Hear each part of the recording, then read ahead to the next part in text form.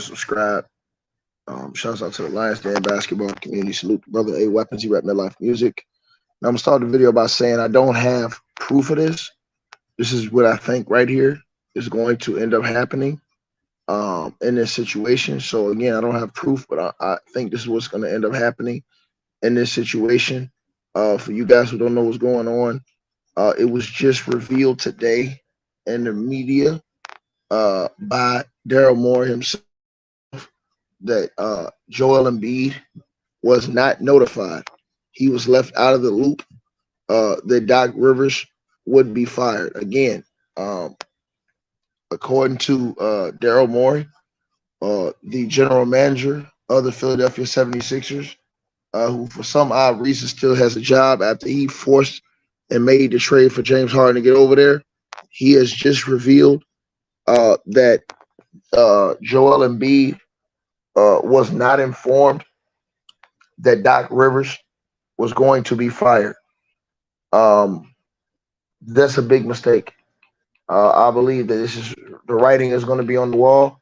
Apparently, it's also been revealed that he was close to Doc Rivers, as Doc had basically laid the team out and made him be the MVP of the NBA. And he was close to Doc, and he was not consulted, which is absolutely weird that Joel Embiid would not be consulted about Doc Rivers being fired. He was blindsided by this move, and I think that is absolutely dishonorable and disrespectful. Even though he played like absolute trash in this last series, Joel Embiid is still the face of that team as long as you got him there. But apparently, that is not how the brass of the Philadelphia 76ers are thinking. The brass of the Philadelphia 76ers apparently are willing to hand a team to James Harden, as apparently they're going to be geared up to offer James Harden a long-term extension. Daryl Morey said today they want to keep James Harden, and so that lets you know what you need to know right there. As far as Joel Embiid, he also admitted that he did not consult with Joel Embiid before firing Doc Rivers. He didn't ask Joel Embiid what he thought. He just did it. And he says that he did it with the intention on trying to convince Joel Embiid that the next coach can help him win. This has James Harden shenanigans written all over it.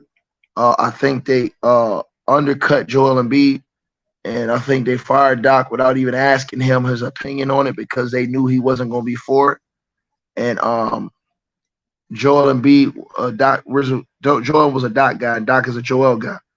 But the GM, Daryl Morey, I told you guys this 2 years ago, this type of foolishness is going to happen. And now it's a matter of time, in my opinion, before Joel Embiid asking to be traded and move particularly to the Miami Heat with Jimmy Butler. I think it's just a matter of time. I think that the Philadelphia 76ers have pretty much dug their own grave as far as this situation is concerned. And I just feel like it's pretty much over with for Philly. You fired a head coach. You don't even tell Joel Embiid about it. And then you go to the media today and tell the media that you didn't tell Joel Embiid you were firing Doc Rivers. He was blindsided too because you want to convince him that the new coach can help him win a championship. For me personally, that is the ultimate slap in the face to a guy like Joel Embiid. If I was Joel Embiid, my opinion should ask to be traded from that organization and just move on. It's not going to work with what you're trying to do. It's just not going to work, bro. That team with Daryl Morey and James Harden pulling strings, it's over with, bro. It's over with. So the entire process in Philly, to me, it's a wrap. It's over with. You go ahead and wrap it in plastic. It's sad that it ended that way and that it's come to this, but this is exactly what I told you guys would happen when James Harden went over there to Philly with Daryl Morey. Daryl Morey is his boy. And the bottom line is the team is James Harden's team. And I try to tell you guys this: don't matter what James Harden do, he will get a pass. He will get a pass. Doc Rivers did everything. He been to James Harden. Let him go to Vegas. Let him do all this stuff. And I'm just telling you guys what it is. You understand what I'm saying? It's over with. It's over with, bro. So the process, all that stuff, y'all like to cheerlead, it's done. You know what I'm saying? It's just over with, bro. And as I told y'all this before a while back, that this is gonna happen. I told you guys this was gonna happen. And so you know, Joel Embiid now has been blindsided. The Philadelphia 76ers have come out and admitted that they fired Doc Rivers without telling Joel Embiid because they want to convince him that the new coach can get him to the promised land. And so it's just bull job. You do that, I mean, bro, it's over with, man. James Harden is running the team. Like I told y'all, he's going to run the team. And they're going to do what they wanted to do in the first place, which is make the Houston Rockets East. That's all they wanted to do, is bring all those players over there from Houston and make the Houston Rockets East, to where James Harden could chuck up and jack up all the shots he wanted to do and just move forward. It's disgusting to me. And as I said to you guys before, I say it again, man. Before too long, you guys are going to see Joel Embiid ask for a trade and try to be pushed to the Miami Heat. And with Jimmy Butler, this will be what happens, in my opinion. It's just a sad situation. You know, that Doc got did like this. We all understand what happened with Doc Rivers now. And as I told you guys, man, I mean, bro, I told y'all this 2 years ago this is going to happen. I told y'all, bro, that as soon as they traded for James Harden a year and a half ago, I said, bro, watch what happens, y'all. James Harden going to go over there, and they're going to end up running out Joel Embiid, bringing in Mike D'Antoni, and doing this whole Houston Rockets thing again in Philly.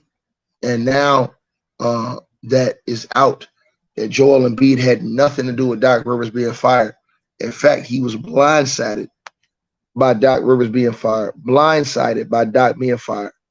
To me, that's just the most dishonorable thing Daryl Morey and those guys can do. I guarantee you he didn't blindside James Harden. This is the reason why James Harden made it clear that he would never play for Doc again. You understand? And so James Harden is running the organization. He is running the Philadelphia 76ers. You guys see it right there. Daryl Morey is his mouthpiece and his enforcer. And that's all there is to it, man. That's all there is to it, man. You understand what I'm saying? I'm just telling you guys what the deal is. You guys can feel however y'all want to feel. Think however y'all want to think.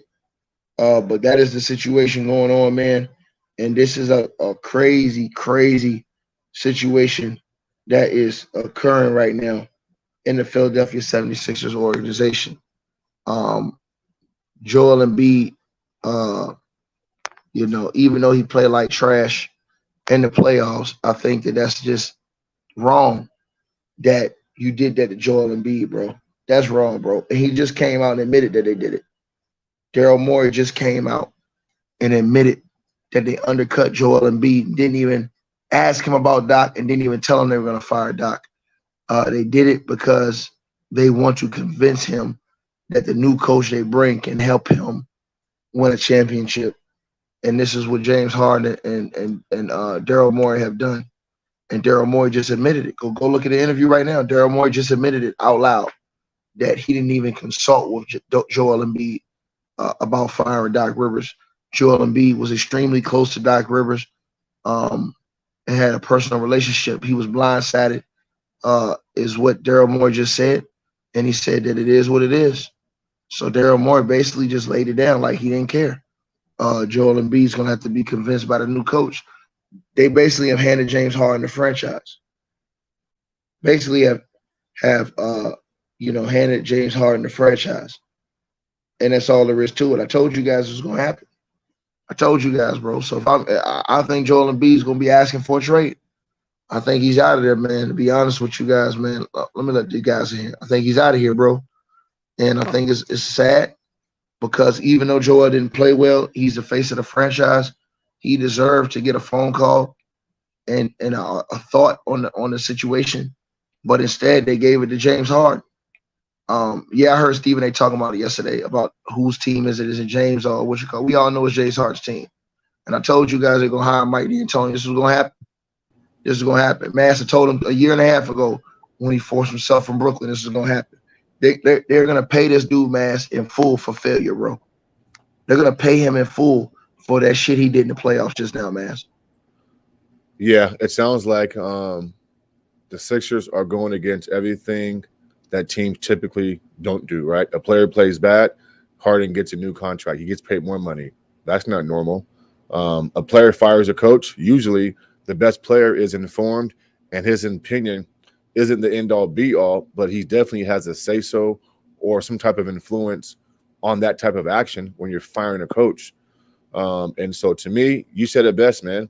It's a flat-out slap in the face to Joel Embiid. I think he loses all trust in that franchise. I think the Daryl Morey, James Harden combo, friendship, love affair is at an all-time high. And if you're Joe Embiid, he needs to come out publicly and do what AD did, do what KD did, do what Kyrie did, and demand a trade. Period, bro. This move today and what now, granted, I didn't hear Daryl say this because I haven't looked at it yet, but I'm not doubting that he didn't say this. But after today, bro, like if you're Joe Embiid, bro, how can you walk into the arena knowing that your front office didn't consult you and they don't respect what you bring to the table? They're pretty much saying, screw you and your game. Your game ain't good enough for me to even consult with you about coaches. You know what I'm saying? Or not even that, we don't respect you from a man standpoint or just doing good business. And so he has to leave. I would want to leave. And there's teams out there who would love to get him. We can all get on we can all get on Joel about his play, his shortcomings. That's one thing. But this situation is something totally different, bro. And this is a flat-out embarrassment, bro. Shame on the Sixers ownership team. Shame on Elton Brand. Shame on Daryl Morey. And shame on James Harden, bro. Shame on James Harden. You feel me? Now, I know it hasn't been reported yet, Ticket, but you can't tell me that James Harden did not go behind Joel's back. Like, this lets me know that James is smiling, high-fiving during games, but, late night phone conversations or texts or what have you, James and Daryl been plotting this shit, bro, for a while now. And that's a slap in the face to Joel. It's backstabbing because I'm sure that James knew about this.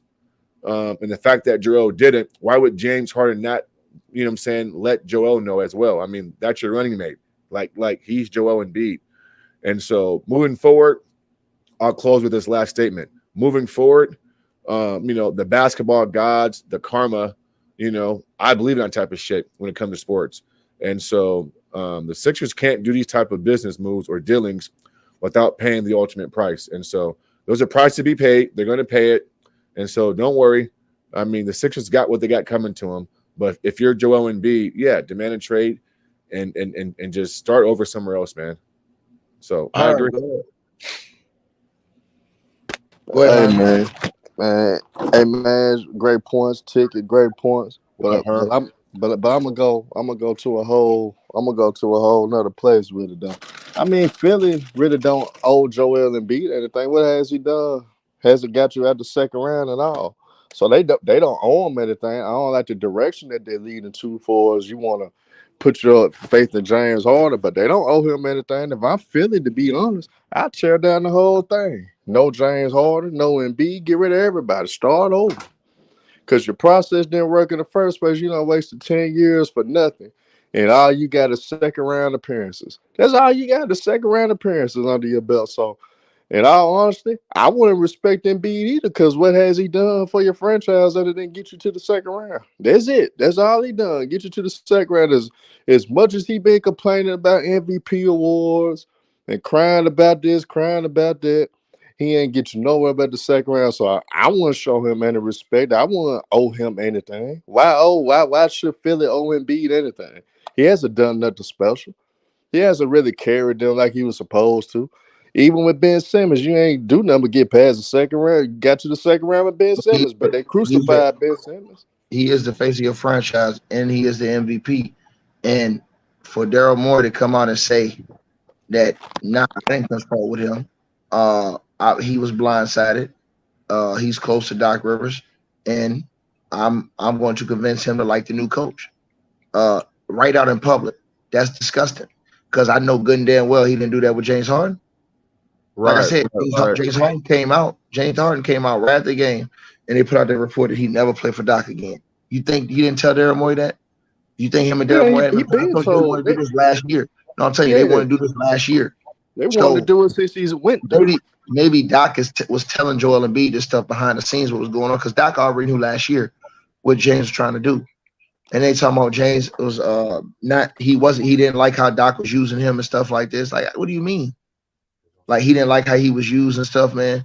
I can see this all over the wall. They're gonna bring Mike D'Antoni back, let him jack up all these shots. Joel Embiid gonna get mad. Demand a trade. Is over with, bro. It's over. And also too, Herman, I mean, like, if you're a free agent, a star player, if the Sixers aren't communicating with your best player, the quote unquote MVP, about changes that directly affect the team, why would a star player go there for that? I mean, it's just bad business, right? Listen, I mean, I agree. I agree, man. I don't think they owe Joel Embiid anything, but what they do owe him is that. Because listen, there's one thing that businesses do, and it's just called good business.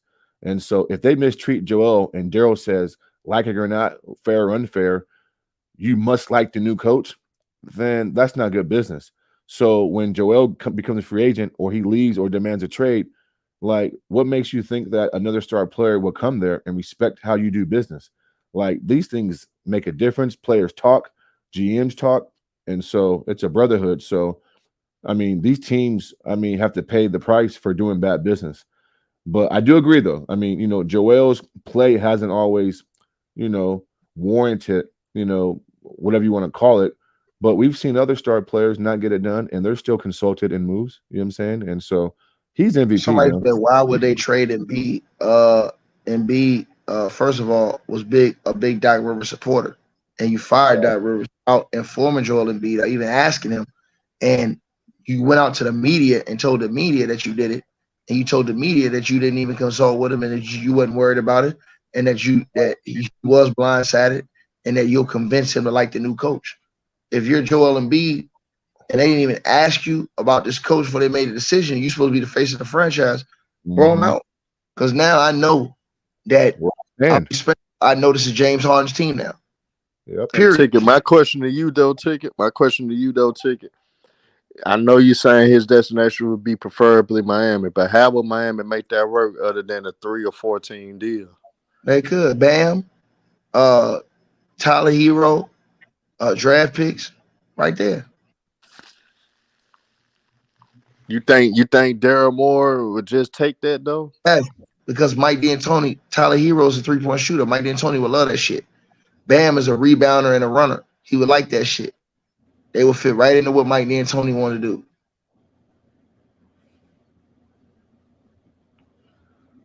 Bro, that's what Mike D'Antoni want to do. Look at his history, bro. Yeah. If I'm Miami, I don't pull that trigger. I wouldn't do that deal. I would, but they're going to. I wouldn't either, though. Hold on, they're going to, because Embiid is still an MVP, and Jimmy Butler will push him to do it. Jimmy Butler is so good friends with Embiid, he would do it in a minute. He pushed. But I mean, was it just a couple of years ago that Jimmy Butler wanted James Harden? Nothing didn't get done. He didn't want James Harden. He didn't want James Harden. He wanted Joel Embiid. Yeah, I saw Jimmy Butler with Joel Embiid years ago. He wanted Joel. Him and Joel Embiid are great friends. If you look it up, him and Joel Embiid, they're the best of friends. Even when you see them play each other, they're the best of friends. They were the two friends out of the whole situation in Philly. He wanted them to take him over Tobias Harris. Okay, and listen to Embiid. Remember that. Yeah, man. As I said before, man. Philly does that in a heartbeat. So you think that? So you think Tyler Hero and Bam and a pick, and a first round pick, yeah. No, I got the money works. That's my question for you, man. The style for Mike D'Antoni works. Mike D'Antoni wants 3-point shooters. He get up down the court. He'll love a guy like Tyler Hero because Do you Hero's think gonna Joel put him Embiid up. is? Do you think what Joel brings to the table is equal or not better to what Bam and Harold gives you? Yeah, because Bam is inconsistent. Tyler No. Hero's always hurt. Well, he's Yeah. hurt sometimes. Joel's And always hurt, man. Embiid, right. Right. So you're getting a fair trade off, basically. Miami, please don't do that deal. Please don't do that. Yeah, but Miami, the reason why I'm saying Miami would do the deal, the reason why I'm saying they would do the deal is because Jimmy will push it too. Jimmy been wanting to play with Joel Embiid again. If you look it up, just look up the history of those two. They've been wanting to play with each other again. Oh yeah, they're real good friends. Yeah, they're like best of friends. Okay, that's cool. Yeah, they've been that. Remember, he fought for him. He wanted. He never wanted them to get rid of him in Philly. He was upset about that they did that, and he's always made that known. Joel Embiid, that he was upset they got rid of Jimmy. They did that against his will. For what Tyler does and for what Bam does defensively on those pick and rolls and this little small shit, I'm not doing it, bro. Sorry. Oh, I'm with you, man. No. Listen, man. I understand what you're saying. Okay. I'm telling you though, if you're Pat Riley, you're looking at he's the best player out of all three of those guys. I'm taking the best player. If I can get a big man that's an MVP like that, yeah, I feel like I can do something with him in our program. See, he feels like he can make adjustments to Joel Embiid that other places couldn't. And then, like I said, if you're Joel Embiid, I guarantee you Joel Embiid demand a trade. I guarantee you demand a trade. Because now, listen, he just came out just now, Daryl Morey, and he just came out and said he ain't consult with Joel Embiid, and that Joel Embiid is blindsided by this. Doc is a good friend of his; they were very close, and that he's going to try to convince Joel Embiid now to roll with the new coach. That the new coach can help them win a championship. Hey, Ted. What up, dog? Hey, what up, man? What up to the brothers on the panel? First of all, I think this is kind of a slimy way of trying to get Joel Embiid out of the 76ers, if you ask me. I think they're off Joel Embiid. I think Daryl Morey and James Harden have been talking behind the scenes, and they're looking to completely move him and flip him and trying to see if they can get tools for this team. I don't believe that. I don't think they're trying to move him. I just think they want to get Doc out. I mean, Doc's not the problem. The problem is not him. We know that. But this ain't about them wanting to get rid of him. If they want to get rid of him, they would have came out and said, we're trying to move him. They're not trying to move him. It's a power move. I don't think they would say that. Hold on, man. They want Mike D'Antoni, Listen, my man. They wanted Mike D'Antoni in. The only thing they wanted was Doc out. They've been wanting Doc out. Right. But what I'm saying is I think the process is kind of over and done with at this point. No, you're not hearing me. You're not hearing me. They don't care about none of them. They don't care about none of that other shit you talking about, dog. They wanted Doc Rivers out. Again. He won his Daryl Morey won his own coach. Doc Rivers is not really his guy. He wanted Mike D'Antoni, bro. They're getting what they wanted. They just knew that it was going to be hard for them to go through. Bro, you're not listening. Not telling. They you think not telling. Hold on, bro. Not telling Joel Embiid was a good idea. Hold on, bro. Shut the fuck up, nigga. They just thought that them going through Joel Embiid about that process would have been very hard to pull off if they went to Embiid and told him that they wanted to fire Doc. Which is why Daryl Morey just came out and stated that he did it without consulting with Embiid, and that Embiid was shocked, and it was a slap. It was basically a shock to him that they fired Doc Rivers. But he said that it's his job to convince Joel Embiid to accept the new coach. He didn't say, oh, yeah, now we're interested in moving Joel Embiid. No. So that's all they wanted was Doc out. So would you agree that Joel Embiid is the best player? What are you talking about, bro? What I'm saying is it doesn't make any sense for Joel Embiid not to be front and center in all the transactions that go through. Yes, it does make sense because, hold on, I'll tell you why it makes sense. It makes sense because he's not in that circle with them. Listen, they like Embiid, but they don't like Doc. Joel Embiid is close to Doc. He has a big voice, but now Daryl Morey is running the show as a GM. He's close to James Harden. So I'm not going to sit up here and tell him, yo, we're going to fire Doc, because all he's going to do is sound off.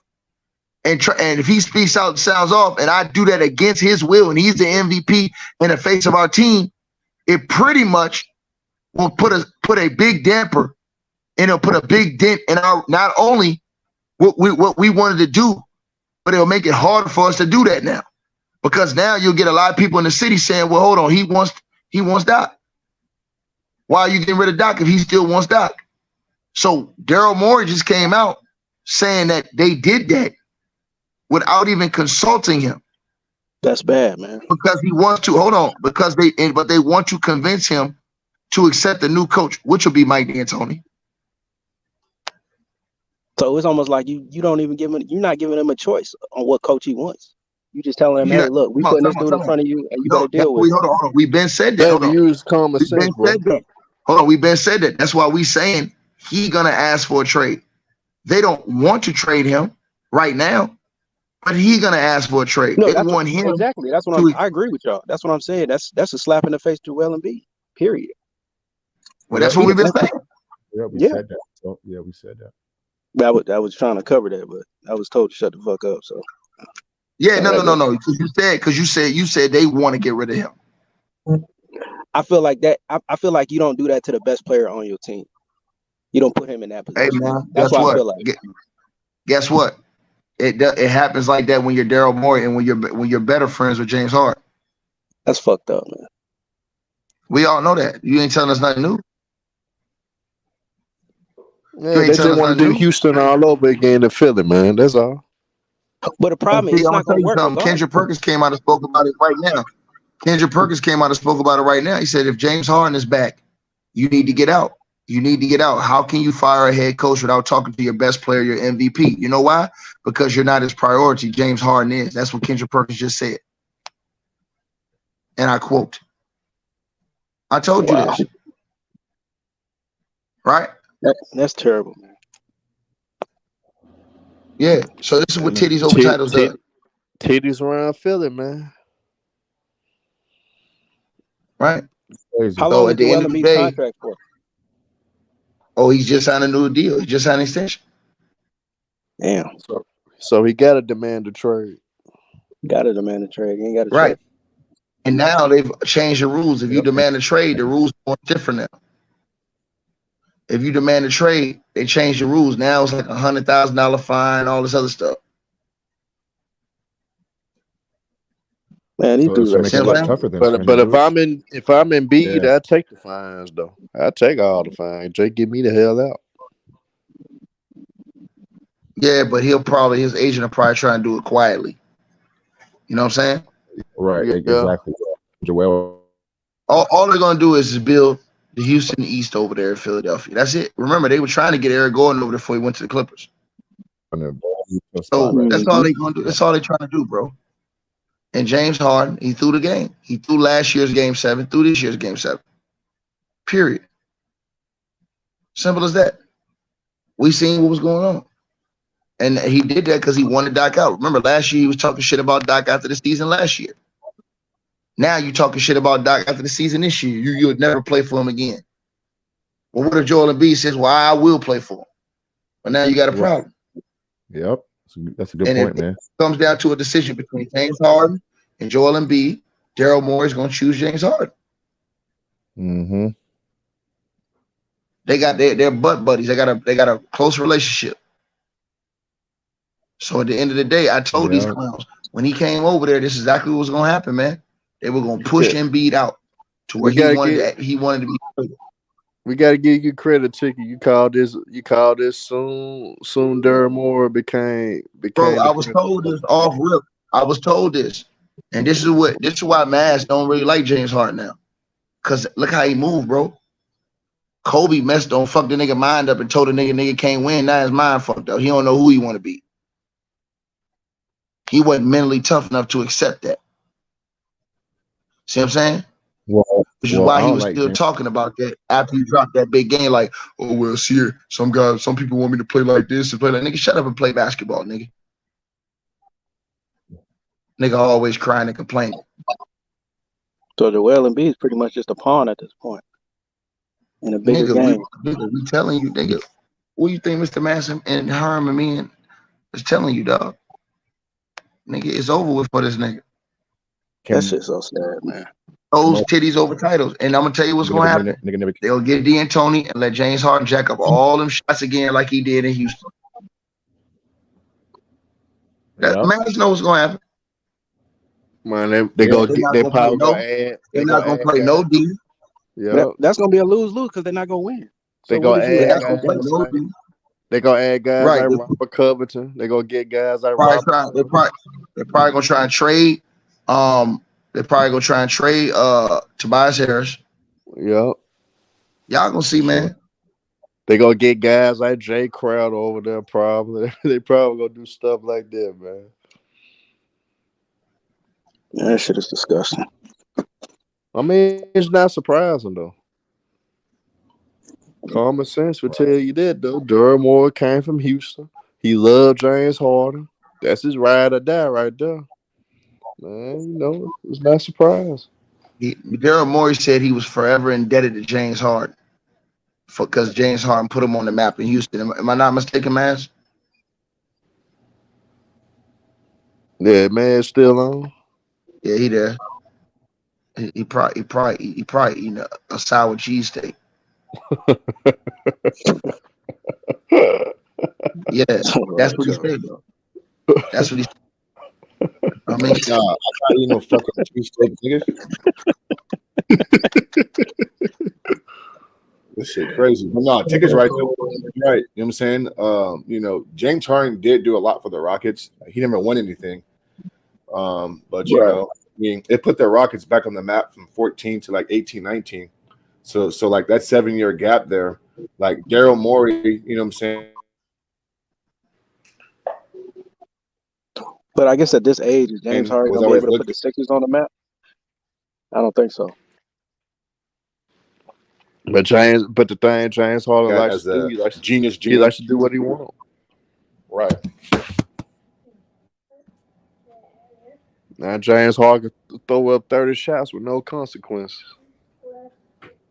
And we got guys killing Doc, and this nigga out here throwing games. Yeah, that's fucked up though. I ain't gonna lie. I'm telling you, I know James Harden through the game. I know James Harden through the game. Those last 3 games, I believe. If they went to the East Finals, bro, ain't no way they could fire Doc like that. And James Harden knew that. That's right. Florida boy, what's up, man? Yo, what's good, Ticket? What you got? Hey, salute to the channel, on the panel. Hey, Hello, Ticket. Hello. Hey, Ticket, you right, man. Miami got to get that boy Embiid, man. Trade Bam away. Yeah. I mean, I respect Miami. Matt said he don't like the trade. But I'm away from Miami. We need a beat. Yeah. You always go get the best player, man. Cause if we don't get a beat, we can't waste Butler on years. Cause Butler need help. I'm beating. Right. But Bam ain't like that. Right. If B comes to Miami, B don't get right. Pat Riley had a boy. He don't get right. Hey, my nigga, you Haitian nigga? Yeah. Talk about say, nigga. La Boule. What's popping? No, you already know what it is, nigga. Yeah, we gotta get a B, man. Yeah, that shit crazy, man. I can say we get a B. Philly he gonna get like at least a ring or 2 from out of Butler. We get a B. Mm-hmm. Cause we gonna win it. We gonna get the East. We ain't feeling nobody. No, that's not gonna happen. You still got Boston in the East. We ain't feeling Boston. They ain't nobody for us. That ain't gonna happen. You got Boston in the East. Sorry about that, sir. We ain't worrying about Boston. Ain't nobody. We ain't worried about them. Stop it, bro. We ain't worried about Boston. I'm about to drop y'all off this series. Remember we got Butler. Butler that dude, man. Turn it on. They ain't ready for that. He's that dude, but there's only one of him. You got 2 on the Boston Celtics. You can't deny the Heat success. You can't deny that. Yeah, they're a good team. with one person, we hit like how many times? Max will get Embiid. It's over. It's a wrap. Ticket know what's up. Yeah, it would be formidable, but Yo, my nigga T Price, man, what you got on all this old head podcast, man? I go subscribe to his channel, Good, man. Like Tiki. 20 subscribers away from 1,000. Go subscribe to his What's channel. good, homie? Be honest, brother. Hey, man, it's all good, man. Just getting off hard days of work, man. I'm not surprised. I remember when you first broke the news a year and a half ago when he got traded over there and everything. So we just been watching everything be happening and everything like that. So to Joel Embiid, he might as well get that out of town because you already know if they in the San Antonio, you know they totally don't like big guys like Joel Embiid. So you might as well request for a trade. Regardless of, I understand they got new rules and everything like that. Like you opt out of contracts and stuff like that early and stuff like that. But still, it is what it is. That's all I got, brother. Hey, Max, why y'all agree with Florida boy with what he was saying? Why y'all disagree with him? Because I'm not. Listen, I mean, he talking about if they get Joe Embiid, that's 1 or 2 championships. Man, that's nonsense, man. That's pure delusion, bro. Man, how you gonna believe that? If you give up Bam, How you gonna believe that when the nigga never been out the second round? right? Man? If you give up Bam, If you give up Bam. Oh, hold on, bro. With by the Butler, way, bro, we got to the finals with Bam. Hey, bro, guess what, man? And I saw Embiid Butler. is better than I saw Bam. Butler with Joel, Ben Simmons, JJ Redick with a much better team in Philly already, bro. And guys asked in Philly, this Miami. Right, dude. Stop it, man. Exactly. They lost to Toronto, so don't sit up there like Embiid gonna make a damn difference for Miami. He gonna make a difference because he gonna get his ass kicked the again, hell bro. he ain't. All he gonna do is get hurt. He's gonna, you know how Tyler Hero. Hey, you know how Tyler Hero ass get hurt every playoff. Same thing gonna happen to Joel Embiid. Same damn thing. He gonna have another knee injury. He gonna have to wear a blindfold and every goddamn thing. Cause most something overrated MVP in NFL NBA history. He gonna let Jimmy Butler down too, cause he gonna be hurt too. So it don't matter. They ain't gonna get past. Hey, Miami been going to conference finals and shit without them. When they get Embiid, they gonna lose in the second round, cause that's what Embiid. Okay, my question that's a second round ass nigga. Is Bam better than Embiid? It don't matter. Bam made it further than Embiid. That's a dumb question, bro. That's not the measuring stick, bro. Are they a better team without Tyler and Bam? Just bringing in Joe Embiid? Absolutely not, bro. What are you talking about, man? Okay, Absolutely not. You move Tyler. So what about Duncan Robinson contract? Nobody don't want that contract, man. Nobody wants that damn contract. I'm keeping Bam and Tyler, bro. Keep Joe Embiid away from Miami, bro. Period. Nah, y'all just don't know. Y'all ain't from Miami. Send his ass to the Knicks or something. That ain't got nothing to do with it. Send Embiid ass to the Knicks or something. Are you Haitian? Send his ass to the New York Knicks or something, man. That's what Philly can do. Send his ass to the New York Knicks. That's what you do. Would y'all take Towns over Embiid? No, I'd choose Embiid over Towns. How you do that? Okay. But yeah, send Embiid ass to the New York Knicks or something. They ain't had a superstar there in a long time, but then he's the modern day version of Patrick Ewing. Always choke when it comes down to it. So hell, he fit right with the Knicks. Another choking motherfucker center that they'll have in their franchise. It might be the best one ever. Miami though, man. Probably ain't gonna make that work. Make what work? He ain't the coach. Probably Embiid come to Miami. Just know that. He ain't the coach. He the GM. Just remember this video. He'll be good in Miami. Y'all ass go get your ass whooped in the second round. You get Joel Embiid. Ain't no second round exit. We talking about Miami. This ain't Philly. It be Jimmy Butler. Jimmy Butler lost with his ass in the second round of Philly. Right, bro. We've already seen Jimmy Butler with Joel Embiid, bro. What a better roster. And he got his ass kicked by a fucking hurt Kawhi Leonard, man. What are you talking about, bro? Stop it. Thanks. This shit crazy, man. Like I said, send Embiid to the New York Knicks. Send his ass to the New York Knicks where mediocrity is at. He'll fit right in with the Knicks. Right. So, Miles, let me ask you a question, Miles. Cause I listened to podcast every day. So if we don't get Embiid, Uh-huh. who can what should it do? What's the Miami do to improve their roster? Well, I mean, I think they need to give Jimmy some help on the perimeter from a scoring standpoint, and they need a backup eight. They need a real backup big to help Bam, compete with these big lineups. But So just how will he make that happen? I don't know. I mean, you got to look at If free he agency. trade, yeah. trade I mean, free agencies. I mean, listen. money Buy gonna have that market. to count with contracts. That's why we gotta do it with a trade. Now, like for instance, next season, y'all can fuck around and get a JaVale McGee added to that roster. Get that caliber type player on that roster. I think he'll fit with the Miami culture. I think JaVale McGee would fit with their team. Yeah, I fuck with him. I do that. It's But little moves like that. Yes, you need a hard. star, but not a convenience, and you got to get rid of everybody just to get a co-star with Jimmy Butler. So what names should the Heat get as to help Butler out then? I got to look at some shit too, and then I got to see. I don't know how much cap space y'all got. It's a lot of different things a nigga have to look at. We got Duncan. Duncan have like $100 million.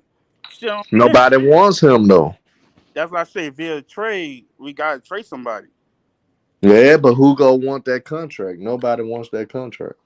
That's why I will trade down because people want down and people want Tyler Hero. But why get rid of those two for a guy that's been mediocre his whole career? Okay, don't trade for Joe. Who can we trade for then?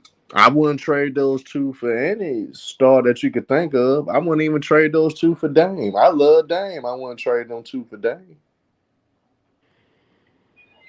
I wouldn't even do it for him. I wouldn't even do it for a Bradley Beal. It's really not much out there for you guys to do. Those bad contracts, trusting in Duncan Robinson, came back to bite you. Yeah, I agree. That Robinson shit crazy. But Butler does need help.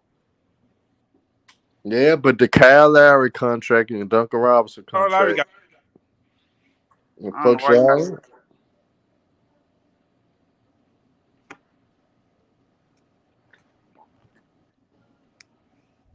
I still say we gotta trade somebody. So we stuck Who with you gonna go after?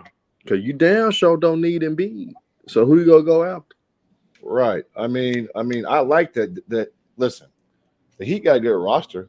They just need to make tweaks here and there, get a backup big, get Jimmy some decent help on the perimeter. Nothing major, just something decent.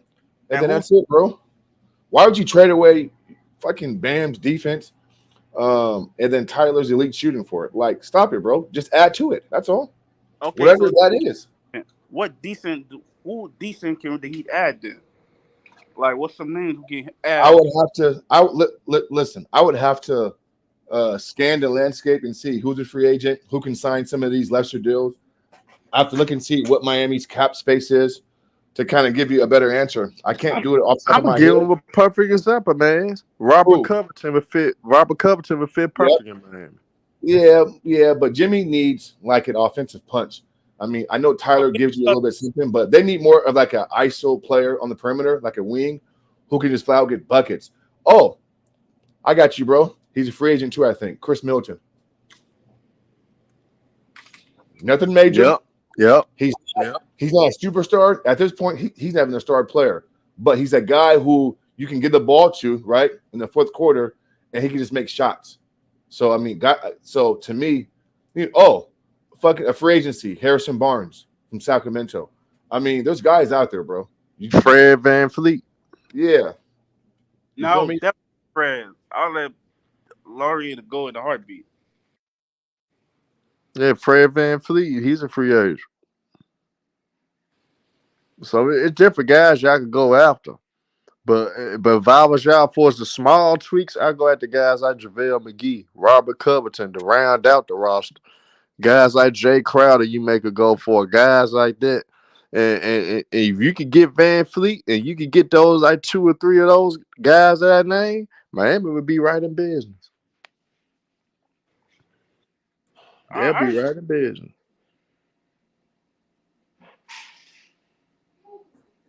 I want to trade Tyler Hero though. I'll trade Dunk. I'll throw Duncan Robinson in that crowd. I'll keep Hero. Yeah, but you're 2 years too late to trade on Tyler Hero or Duncan Robinson. You 2 years too late. No, I'll keep Hero. Y'all should have traded both of them motherfuckers after the bubble. Yeah, at this point, I keep Tyler. And also too, bro, like what is it about Joe Embiid that makes you so in love with that dude, bro? We just need Butler. Just need help. We got. I don't want Butler to just walk from nowhere, just walk away. We could be Butler that dude right now for the Heat. He got a culture right now. Everybody got a boy jersey. Yeah, but you are what you are in this world, man. It don't matter what culture you jump into. If you're a choker, you're a choker. So that's not really gonna make a difference. Because like they said, man, you had Jimmy Butler when they played in the 76ers and they still got dropped off in the second round by an injured Kawhi Leonard. So, I mean, that's not going to work, man. Right. We were already seeing Jimmy paired with Joel, and that Philly team had shooting, elite offensive scoring, talent, all that. Everything, bro, and got walked down by a dude limping on one knee. Stop it, man. Like, bro, the 12 experience is over, bro. I mean, like, facts, man. What's going on with these guys, man? I don't know, man. I don't know. Okay, if Embiid don't go to Miami, where should Embiid go to then? Anywhere but Miami. I tell you that much. So what place does he land to then? Shit, I don't really care. He's not really. He's an overrated MVP to me anyway. So I don't really care where he goes as long as he doesn't go to a good team and spoil it. Well, I don't think he's an overrated MVP because what I don't want to do is devalue what he did during the season. People are looking at his playoff failures and him going out in Game 7 versus Boston in the second round and saying that he failed to be. And so I don't want to do that because the MVP award is not based on season play. I mean, bro, during the regular season, hold on, bro. During the regular season, he was the MVP. We can't take that away. So you think he was a better MVP than Jokic and Giannis this year? Based off the criteria, yes, bro. I'm gonna tell you why, okay? Because Giannis down the stretch was faltering. His team was losing games. He missed games, right? Set out games. Okay. And then for Jokic, bro, his last 20 games, bro, they were hovering around like fucking damn near 500 ball. The Denver Nuggets last month of the season were they were trending down, right? Okay. And Joel was just steady doing what he do. And so by the criteria that we go by, Joel Embiid was the MVP. And we can't conflate the two. Postseason is one thing. Regular season, no. Man. And so I get it. He's a failure. If you're a Sixers fan, you're discouraged, you're frustrated, I get it. But we cannot take away what he did during the season, bro. He had a great year. He had a great year. No, he had an MVP year and he won the award. He deserved the award. I wouldn't say MVP. No, he did have an MVP year, but me and Mans, what we be hard on Joel Embiid about is his goddamn postseason, not being able to get past the second round. Yeah, I do. That's our biggest critique of Embiid. Other than that, he's balling. He just can't get out the damn second round. Yeah. And we can't understand why not. I mean, bro, Game 7, you score 15 points. Stop it, man. Because he's not the guy. That's why. I mean, what do you mean he's not the guy? Well, here's the reason why I have Jokic as the MVP. Because he is the guy. You see what he did his first game playing the Lakers. Those are what MVP. No, I want to see what he's gonna do the rest of the series. What he gonna do for the rest of the series? Right, bro. Again, why are you conflating postseason with regular season? What I'm saying is, if you're the MVP, you're gonna be consistent throughout the whole year. If that's the case, Michael Jordan should have won 10 straight MVP. So was Jokic the guy last year? Come on. So hold on, bro. So Nikola Jokic won back-to-back MVPs, bro. Was he the guy when he got? Hold on, bro. Back-to-back MVP, Nikola Jokic, right? Was he the guy when he got swept? Was he the guy when he got his ass kicked last year? He wasn't. Well, again, I didn't think he should have won last year. So that doesn't even What'd you fit say? the argument. I didn't think he should have won last year. I didn't think he was the MVP last year. Okay, well, cool then, bro. The year before last, when he got swept by Phoenix, what was he the guy then? You said when he got swept by Phoenix? Yeah. Jokic. Was he the guy then? Was he the guy then? Yes or no? That's all I'm asking. So that was 2 years ago, right? Bro, I'm asking you a question, man. When he won MVP, just like Joel won MVP and lost in the second round, Jokic got swept his MVP season in the postseason. I'm asking you a question. Was he the guy then? Was he the guy? What did he put up? What was his points? Nah, because you got leading his team. Bro, he got Was he swept. leading his team? He got his ass swept. It don't He matter. got swept, bro. I mean, Was bro, what are you talking about, bro? He got swept. He lost. Because end of the day, Bro, it was he plays argued. the stats. It was argued that Giannis should have won MVP that year. So I don't think you guys are understanding the point I'm trying to make. The point I'm trying to make is, as the MVP, you're supposed to be attempting to lead your team throughout the whole, win or lose. Clearly, Joel Embiid didn't do that in the playoffs. So to me, he's not the MVP. Yep. It's a consistent effort. So again, fellas, just stop this guy comes inside the chat, inside on the panel, and he keeps conflating MVP regular season award to a postseason, whatever you want to call it, bro. Granted, Joel Embiid had a fucking sprained LCL, right? Jokic wasn't making excuses. He was, bro. Hold on, bro. Jokic was not hurt. He was healthy and got swept. Joel didn't get swept, and he's injured, arguably still, or hurting. And he went 7 games with the defending Eastern Conference champs. And then your comeback is what numbers you put up. So you can what I'm saying is it's a consistent effort. But then you think he put forth? Did you think he put forth effort in Game 7 when he's getting guarded by Marcus Smart? No, he just played poorly. He played poorly.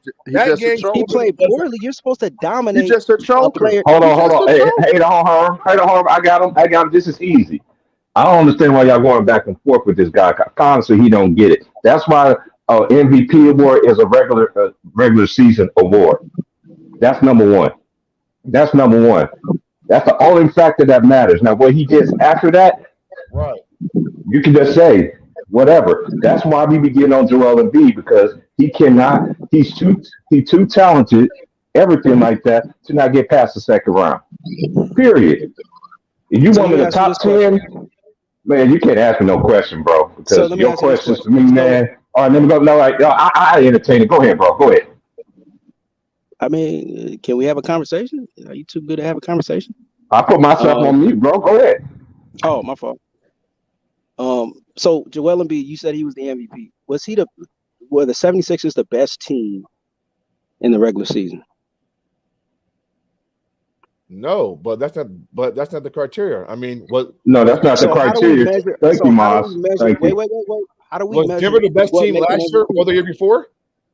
Can y'all answer the question? Bro, don't ask you no dumb question, bro, because you're easy to rebut, man. Last year, how is that a dumb question?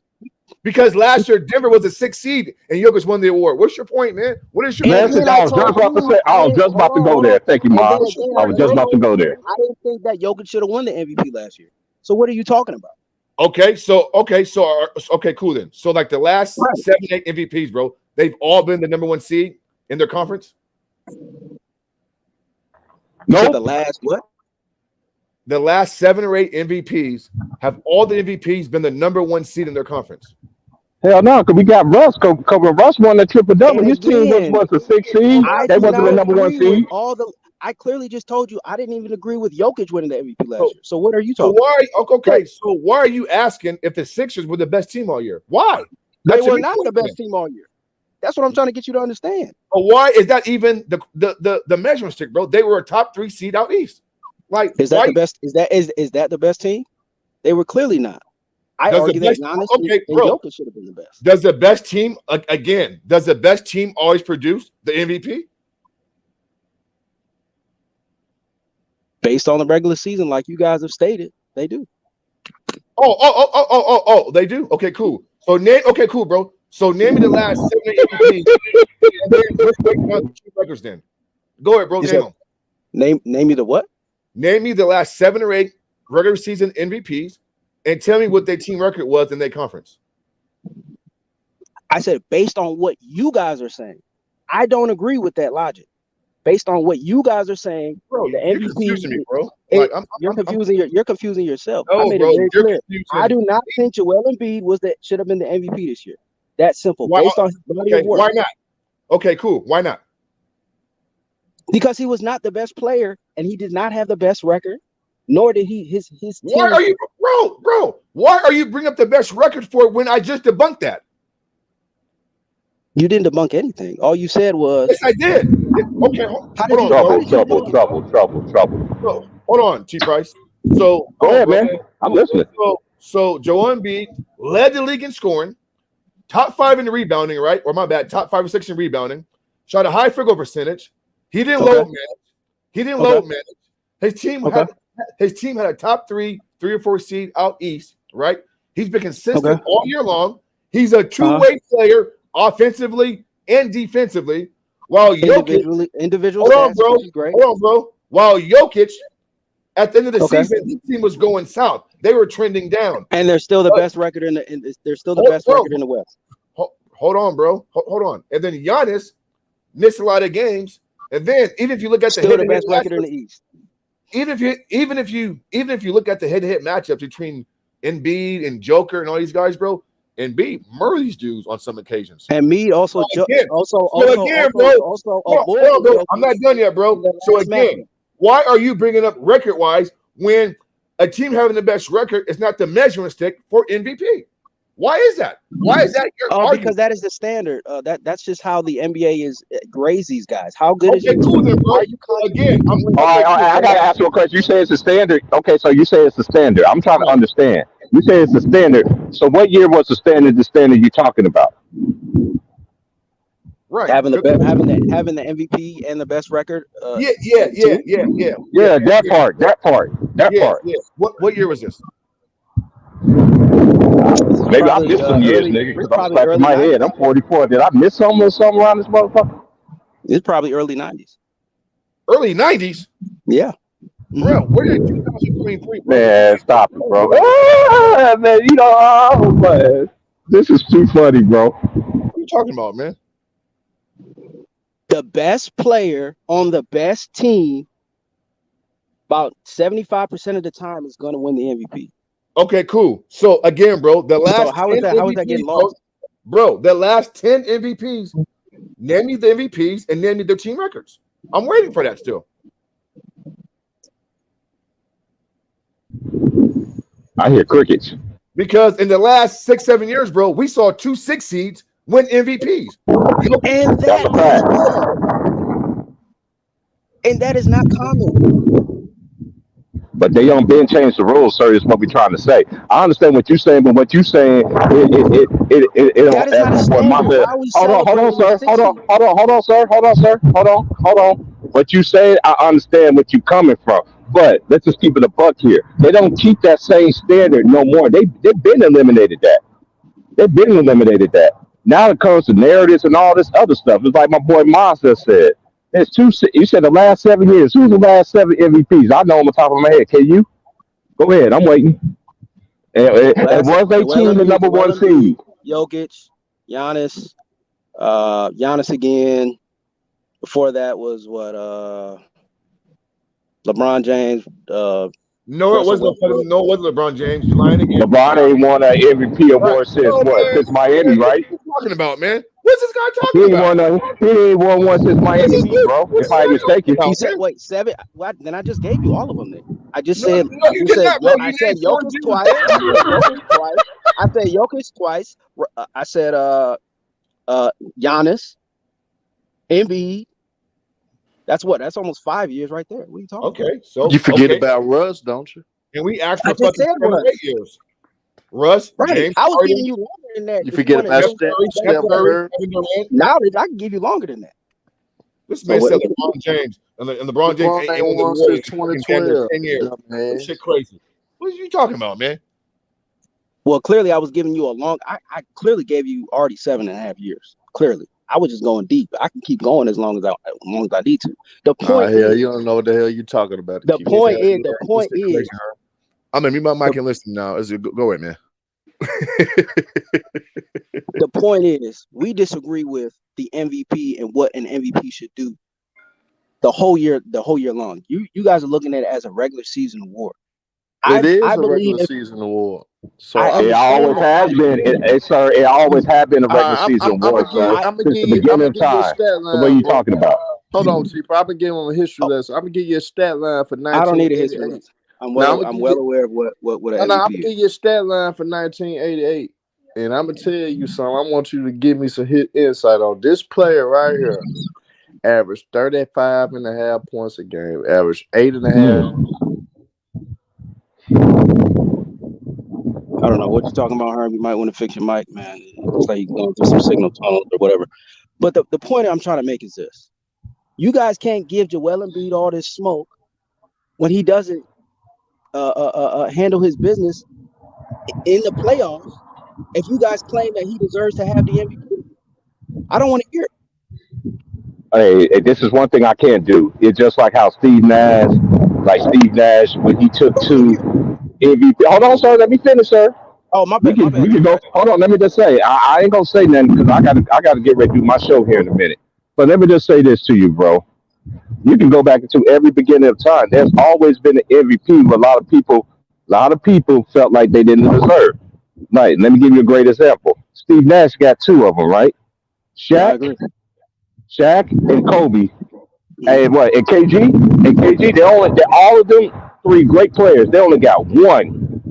Only got one. Yeah. Only got one. I'm just saying.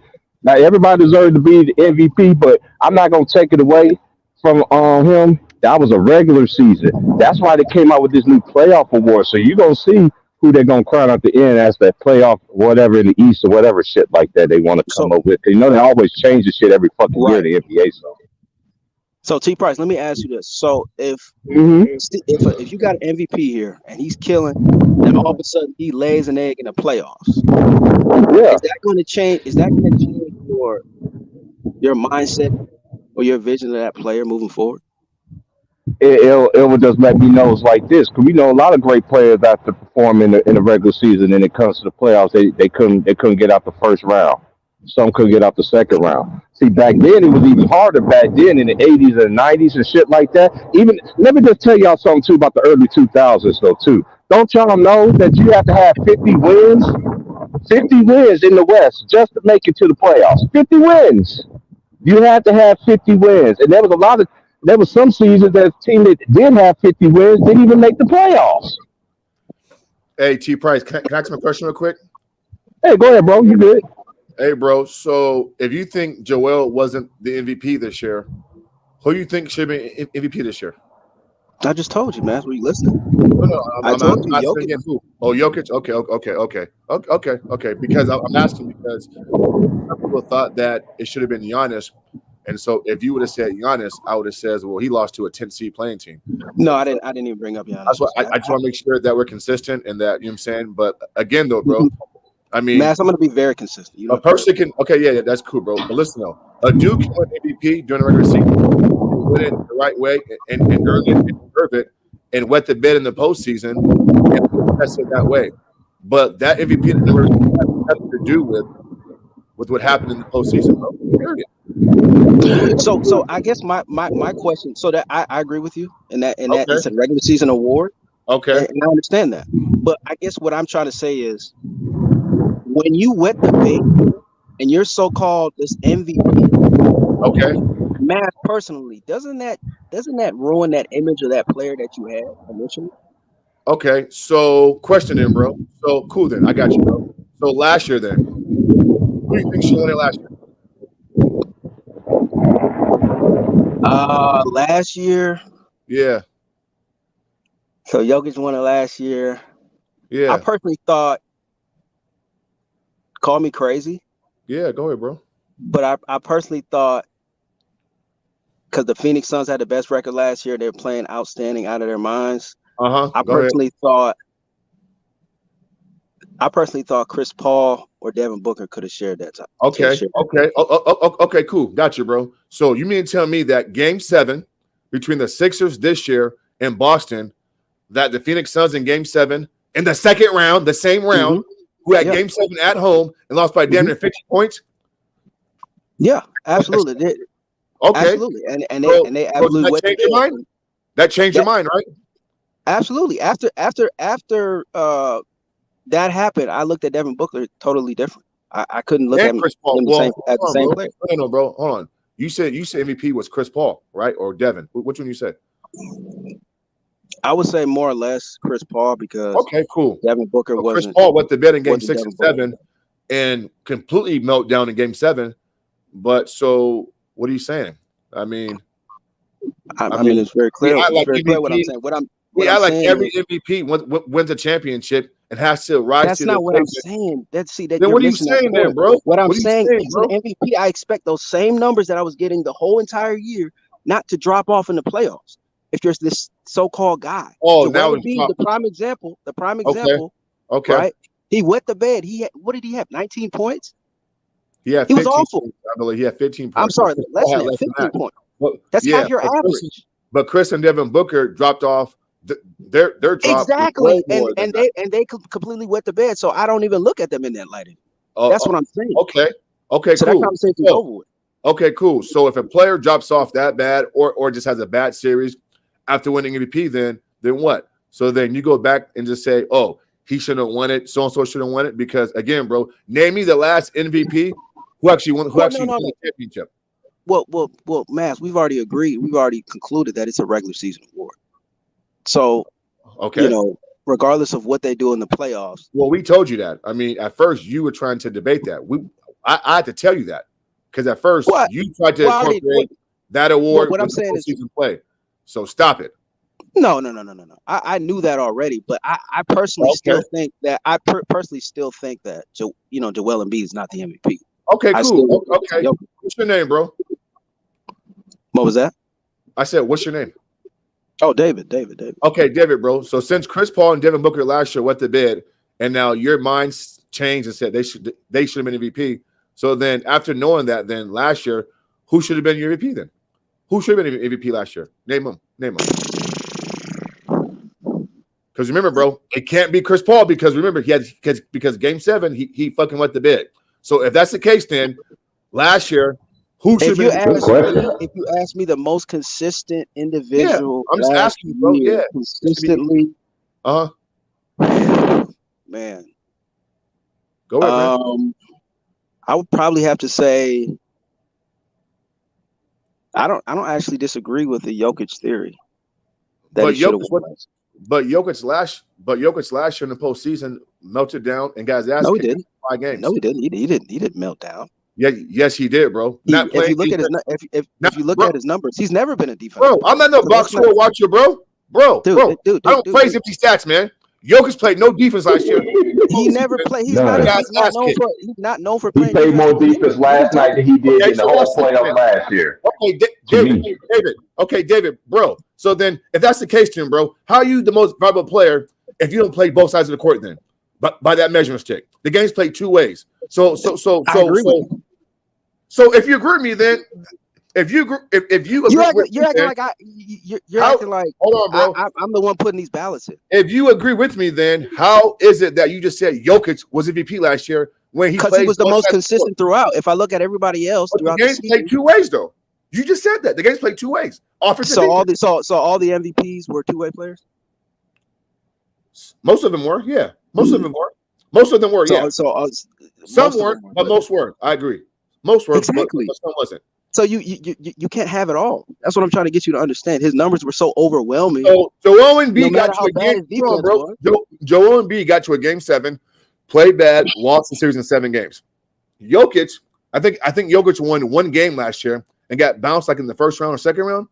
But you're killing Joel and saying this, and this, but then you giving Jokic a pass and say I'm giving Jokic a pass because Jokic at he put up his numbers Western Conference Finals. Joel Embiid has not even got out the second round. So what are we talking about? This is not even the same. Now you're changing the whole criteria. No, I'm looking at his body of work. 3 years ago? What are you talking about? When you're analyzing a player, you have to look at their body of work. Would you not agree? Yes, you would. Bro, we're talking about MVP, man. Bro, what are you even talking about right now? We're talking about MVP. Not no fucking bubble conference. Bro, what are you talking about? So we're disregarding what Jokic. We're talking about the MVP last year, bro. That is it, bro. And I've already clarified that. Off somewhere else. And I've already clarified that.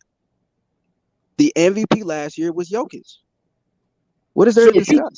So you went from saying I didn't think Jokic was the MVP, and then I killed your Devin Booker and Chris Paul argument, and now you're back. No, I'm saying if I wasn't giving it to Jokic, giving it to Jokic, I would give it to bro. Listen, man, you started off by saying you said 10 minutes ago, last year, I did not have Jokic being my MVP. I had Chris Paul or fucking Booker. I killed that weak-ass argument. Hold on, bro. I killed that easy-ass argument, and now you flip-flop, and now you're back on Jokic, bro. You easy work, man. All right, I'm out, man. Man, hey, bro, you didn't even do anything. No, bro, All you said was hold on. All you said was the MVP is a regular season award. It is. Then you're running out talking about why did I pick Devin Booker and Chris Paul? Because they have the best record in the regular season. Duh. But bro, you gotta understand. It's been three main guys at the top of the MVP vote for the last 3 years. It's been Jokic, Giannis, and Embiid. If it's not one of them three, shut your ass up and leave that shit alone, man. Shut your ass up. Giannis and who? And Embiid. Those be the top three guys. Yeah, top three. I had Jason Tatum as well in that group. Top four. Put him in there as well. Now I'm talking about year in and year out. It's been between those three every year. For the past, what, 3.5 years? Yeah. Mm-hmm. Yeah, like man, say where the hell Devin Booker and Chris Paul come from?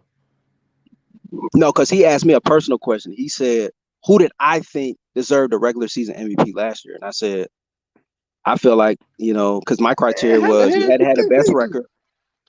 What do you mean? What did they do? They had the best record in the league last year. What are you talking about?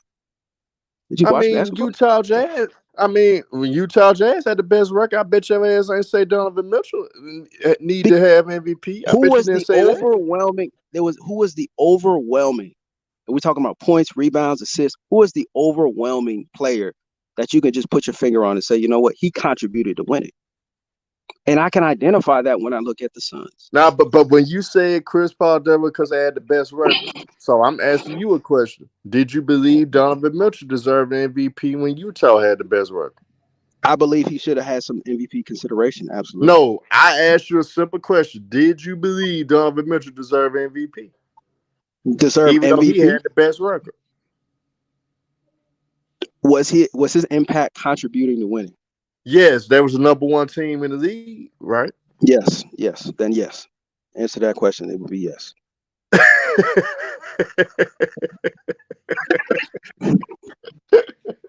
Since it's a regular season award, yes.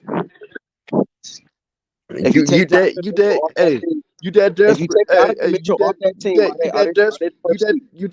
desperate to have your narrative push?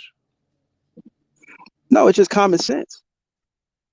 Have us come. If they're the best record, if they're the best record in the West, and he's contributing to the winning, I got one even better. I got one even better. When the Atlanta Hawks had the best record in the NBA, did Paul Millsap deserve MVP? Was he contributing to winning? Was he leading in points, rebounds, and assists? It was not. It was. I don't care how good his record was. Was he an overwhelming? Now, how you don't care? You don't care because Rudy Gobert was the defense. Rudy Gobert was the defensive player of the year candidate at the time in Utah. Donovan Mitchell ain't led every category at Utah. He only led the points. That's it. But you still say he would have been. That's MVP. That's a category. Paul Millsap led his team in points. I'm talking about in the league, not on your own team. I expect you to lead. Spider did not lead the league in scoring. He did not lead the league in scoring. Was he leading in categories? Yes. Nah, but Spider did not lead. Spider did not lead in the categories though. Well, so how you consider him MVP? I said he deserves MVP consideration. I didn't say he was the MVP. Nah, but you just try to give Chris Paul and Devin Booker a case for MVP because they had the best record. But when I use best record overwhelming, now you're switching your tune. No, Now I'm you're not. switching your tune. I'm still Then keeping when I I'm bring keeping up, the then I same bring energy. up, then when I bring I'm up the keeping the 60 same win, energy. no. Then when I bring up, the 60+ win Hawks team, and I mention Paul Millsap, you most definitely not keeping the same energy. So what it is, man? So what it What is? it What's is, your MVP is criteria? What's your MVP criteria? Paul Millsap is not that guy on that team. He was contributing to winning on a small scale. It wasn't an overwhelming scale. How was the small scale when you win 60+ games? How was the small scale? Was Paul Millsap the best player on his team? Nigga, Or was his shit, team Chris, contributing in each and he every was the way? best player on Steals, this team. rebounds, and was it a He was the collective best player effort? on this team. He It was was the a best player collective. on this team. Stop it. It was a collective effort. You know that. Nigga, it was a collective You effort. gonna bring up Paul Millsap? Come on, Ern. You know better. I mean, nigga, you brought up Chris Paul and Devin Booker. You seen they got their asses whooped. Chris Paul, Devin Booker were actually getting MVP consideration the year they were the #1 seed. What are you talking about? This is not brand new. All right, so if you go, all right, if that's the case, then why are you not keeping the same energy with Paul Millsap? Why are you not keeping the same energy with Did Paul Donovan Millsap Mitchell? get any MVP consideration the year they won? What? How By many your games? by your logic, he No, should not have. my definition. We're talking about facts. What actually happened? Don't try to play me. What actually No, happened? I'm just saying, by your logic, he should have. No,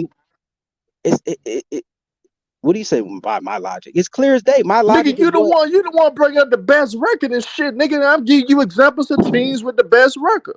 and I'm Nigga. telling you, he So does if that's not the meet the case, if that the case, I ask you a question. If that's the case, then did you think Paul Millsap was MVP? And did you think Donovan Mitchell was MVP? I said I answered the Donovan Mitchell question already. I said he deserved MVP consideration, which he You actually was switching getting. up. You not keeping the same energy, man. Man, you confusing yourself. You confuse yourself, nigga. You confusing yourself. Hey, Maz, was I clear with everything I was saying, Mr. Maz? If you still around, I know he may have made you say fuck. Yeah, you was, bro. Yeah, you was clear. You was clear. Herb, you hear me? You contradicted yourself, bro. Yeah, I hear you, bro. He contradicted himself. You using the best record logic for Chris Paul and Devin Booker, but when I bring up Paul Millsap, when I bring up Donovan Mitchell, you I don't know change how your many damn times tune. I don't know how many times I got to repeat this, man. Having the best record is great. It's outstanding. That's one of the criteria that you look for in an MVP. But it also has to do with how your MVP is performing and how he is contributing to winning. The Paul Millsap argument doesn't work. He was playing Paul great Millsap, basketball. can I finish? No, I'm just saying he was playing great basketball. And I didn't interrupt you. Can I finish? The Paul Millsap argument doesn't work because Paul Millsap did not contribute on a large scale like Chris Paul and Devin Booker did to their team. That's a lie. Paul Millsap That's a lie. off that Atlanta team, they are still winning 50+ games because That's a lie. additional role players that got the job done. That's a lie. Take Devin Booker off the Phoenix Suns, they might not win 20 games. You take Chris Paul off the Phoenix Suns, another lie. They might not win as many games as we thought. That's the logic behind the MVP. You remove a player off of a team, and they will not be the same. Simple. It's common sense. Does it make sense? You killed yourself, though. That's all I know. Well, when you talk too much, that's what happens. Nah, you killed yourself. You did more. You did just as much talking as me. What you talking about? I tried. Well, Mass wants to, talk astrology and talk about different scenarios and all this other stuff. I was just trying to get to the point, man. I just thought Joel Embiid was not the MVP. And that's my opinion, right? He's not I don't feel like he's the MVP. In my standard, the way I look at the MVP, you should not drop off in the playoffs. You should continue the same production you were having in the regular season. That's just my opinion. That doesn't make it right. That's just my opinion. Some people think if you're an MVP and you score 0 points a game and you're averaging 30 points a game in the playoffs, it's okay. I'm not one of those guys. I look at the consistent production.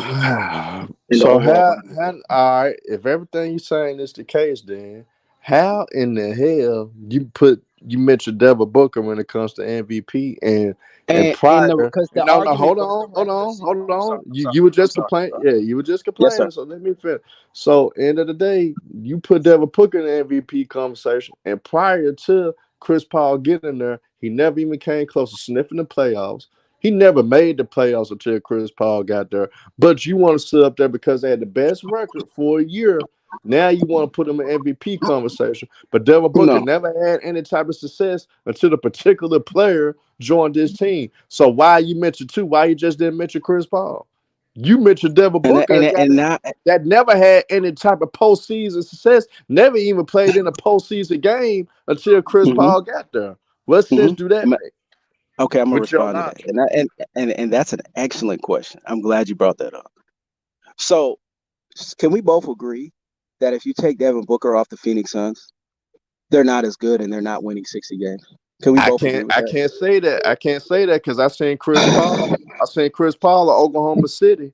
Got an Oklahoma City team with really no type of talent to the playoffs. How many games did they win, Herb? I Can think we like can we be 40, honest? 48 games. They won. And that's in Oklahoma They City. were they were. I think they were the. I have to do my They research was on the this. I eighth seed, believe but they they were. won They were 48 the AC. games.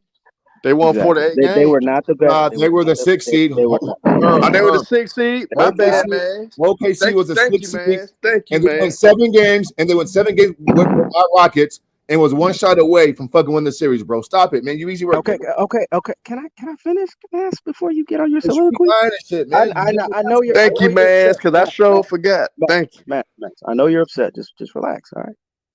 Just like you tell other people to relax. Just relax. Okay. So the reason I brought up the Phoenix Suns, right? In my opinion, because you guys are pushing the narrative, it's a regular season award. So for the regular season, they had the best record. Devin Booker and Chris Paul were contributing to winning when they were on their plus minus was ridiculous when they were on the court, right?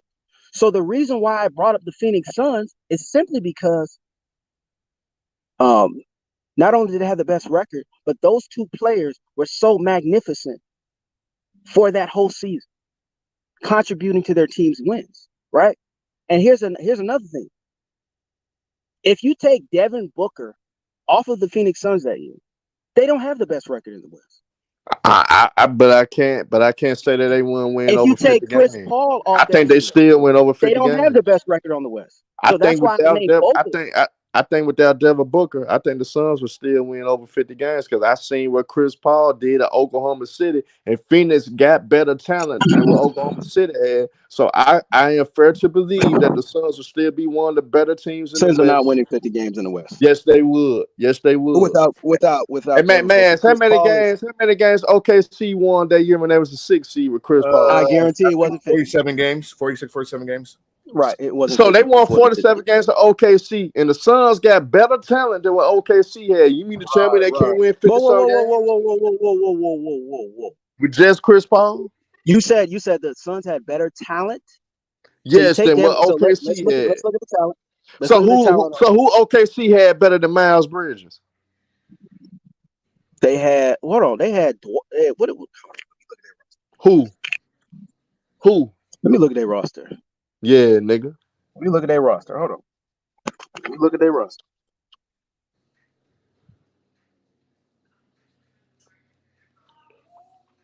Who was better than Cam Johnson on the motherfucker? We can go there. Cam Johnson is outstanding. I like Cam Johnson. All right, so who Did they on have? Did they OKC have? was better than him? They had Gil. They had Michael. Did they have what the hell is his damn name? Tell me SGA. SGA. Dort. He wasn't as good as he is Dort. back then What's at his that name? time. He That's wasn't what it that is. good back then. He was a great defender, and he can get But he buckets. wasn't that good back then. He wasn't getting buckets like that. Well, he had to be if they pushed him to Game 7 with James No, Harden and that Chris was a Paul Chris Paul led team. And Dennis Schroeder could have been arguably the second best Schroeder. player on that team They had some pretty in that series. great defensive guys. That's a pretty decent team, right? But what player on that roster was better than Miles Bridges? That's why I'm asking you. Defensively, I'm just talking about overall. uh, I'm talking about at that time. We look at how at these that players was time, at the time. defensively, I'm gonna have to reserve judgment on that. I can't give you that one. Mikal Bridges is pretty good. So Yeah, Mikal Bridges, Miles Bridges, whatever the hell you want to call. yeah, Mikal Bridges is pretty good. I was gonna say Dort, but Mikal Bridges just put up 40 points, like every other day. Cox, you fucking lying. When the Clippers made it to the playoffs of 2018, it was Lou Williams' team, nigga. You shut your capping ass up, motherfucker. But going back to the argument, man. That's the reason I said that, because the discussion was a regular season award, right? And I felt like the Suns during that time were the best team in the regular season, and those two players contributed to winning. That's why I named both of them. Yeah, but wasn't that one of the? I think that was the second time that Devin Booker was in a winning situation. That was his second year ever making the playoffs, and the only reason that he made the playoffs is because of Chris Paul. He never made the playoffs before Chris Paul got there. So why are you naming two guys? And we obviously see Devin Booker put up numbers before. He never made the damn playoffs. But you cooking guys like Embiid, you cooking guys like Embiid have a great regular season success and don't do shit in the playoffs. And Devin Booker, now only that motherfucker is in the middle, in between when it comes to regular season. The motherfucker didn't even have any postseason success. Didn't even have a postseason game under his belt. So how in the hell you mentioning Devin Booker, but dissing Joel Embiid? You got to unclog your ears, man. I just told you. It was very clear. The argument was the best regular season award. And I've already told you that I felt like the Phoenix Suns were the best regular season team. And those two players. So you mean to tell me those two players was playing better than the top guys like Embiid, like Jokic, like Giannis, that was playing on the level of those three guys? Yeah, I just said that. I'm just saying you literally believe that they was on that type won. Of how many games did they win that year? Like 67? It was like a franchise record. What are you talking about? Because I win 67 games. Okay, since you like to bring that up, I'm gonna hit you with a team that won 66 games. The Cleveland Cavaliers team that won 66 games. So should have LeBron and Mo Williams been at the top of the MVP conversation? No, it should have just been LeBron, because LeBron was the major one contributing to winning. You take LeBron off that team, they're not winning 67 games. Was Mo Williams an all-star? I've already killed that. No. Was Mo Williams an all-star? Was Mo Williams an all-star that year? Absolutely.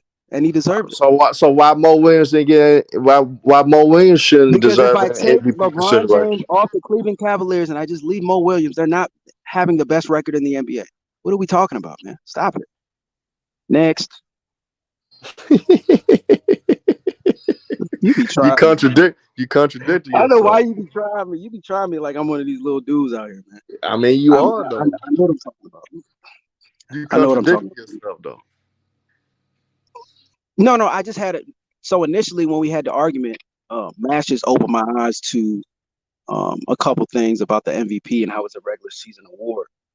But I have my own image. I told you it's my opinion. Again, it's my opinion. I just believe there shouldn't be a drop off when you get to the playoffs. That was the only debate I had. That was the only issue I had with Embiid. If Embiid would have continued his production, that wouldn't have changed for me. I would have said Embiid deserved to be the MVP. But the fact that he played so terrible, I couldn't even identify him. Could you identify him? I couldn't even identify him in Game 7. Be good, okay. So that's why I felt like damn, this dude is not the MVP. And Jokic, look what Jokic doing. He's playing outstanding, right? Against one of the best defensive teams in the playoffs right now. Right? So that was my whole thing. You know what I mean? It's no slight on Embiid. He had a great year, but he's not my MVP. He's not, in my opinion, he was not the MVP this year, and it was Jokic. You know, not to mention that he also ducked the smoke when it came to Jokic. right? Let's not forget that. They were supposed to play, and then he avoided him, right? But then he's going to play the next game. Those are not what. No, you see, again, that's my opinion. That's not what MVPs do. They don't duck smoke. You know what I mean? When you see a guy, he's considered the MVP. You know what I mean? You want a piece of that. You know what? I'm trying to knock you off your rocker. I want to be the dude standing on the block. I want to be that dude, the head honcho. So we're gonna play, and I'm gonna do you. Right? He didn't do that. He avoided him. Oh, I'm gonna rest. Like, come on, man. Stop it, man. And y'all know what I'm saying. You know what I'm saying? But yeah, man. Y'all can hit my channel up, man. Sports Addict, man, with a K. You dig? We got some more content coming. Am I the only one here? I guess I got the mic right now. Read these comments, man. Yeah, I didn't scare them all off. Ticket. They don't want no more.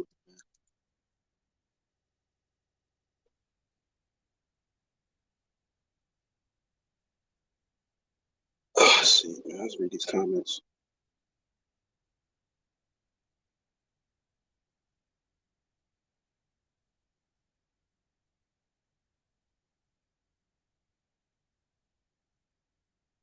Let it go. Jokic didn't deserve the third MVP, and Embiid did. Embiid's sitting at home right now. Come on now. Just look at the logic.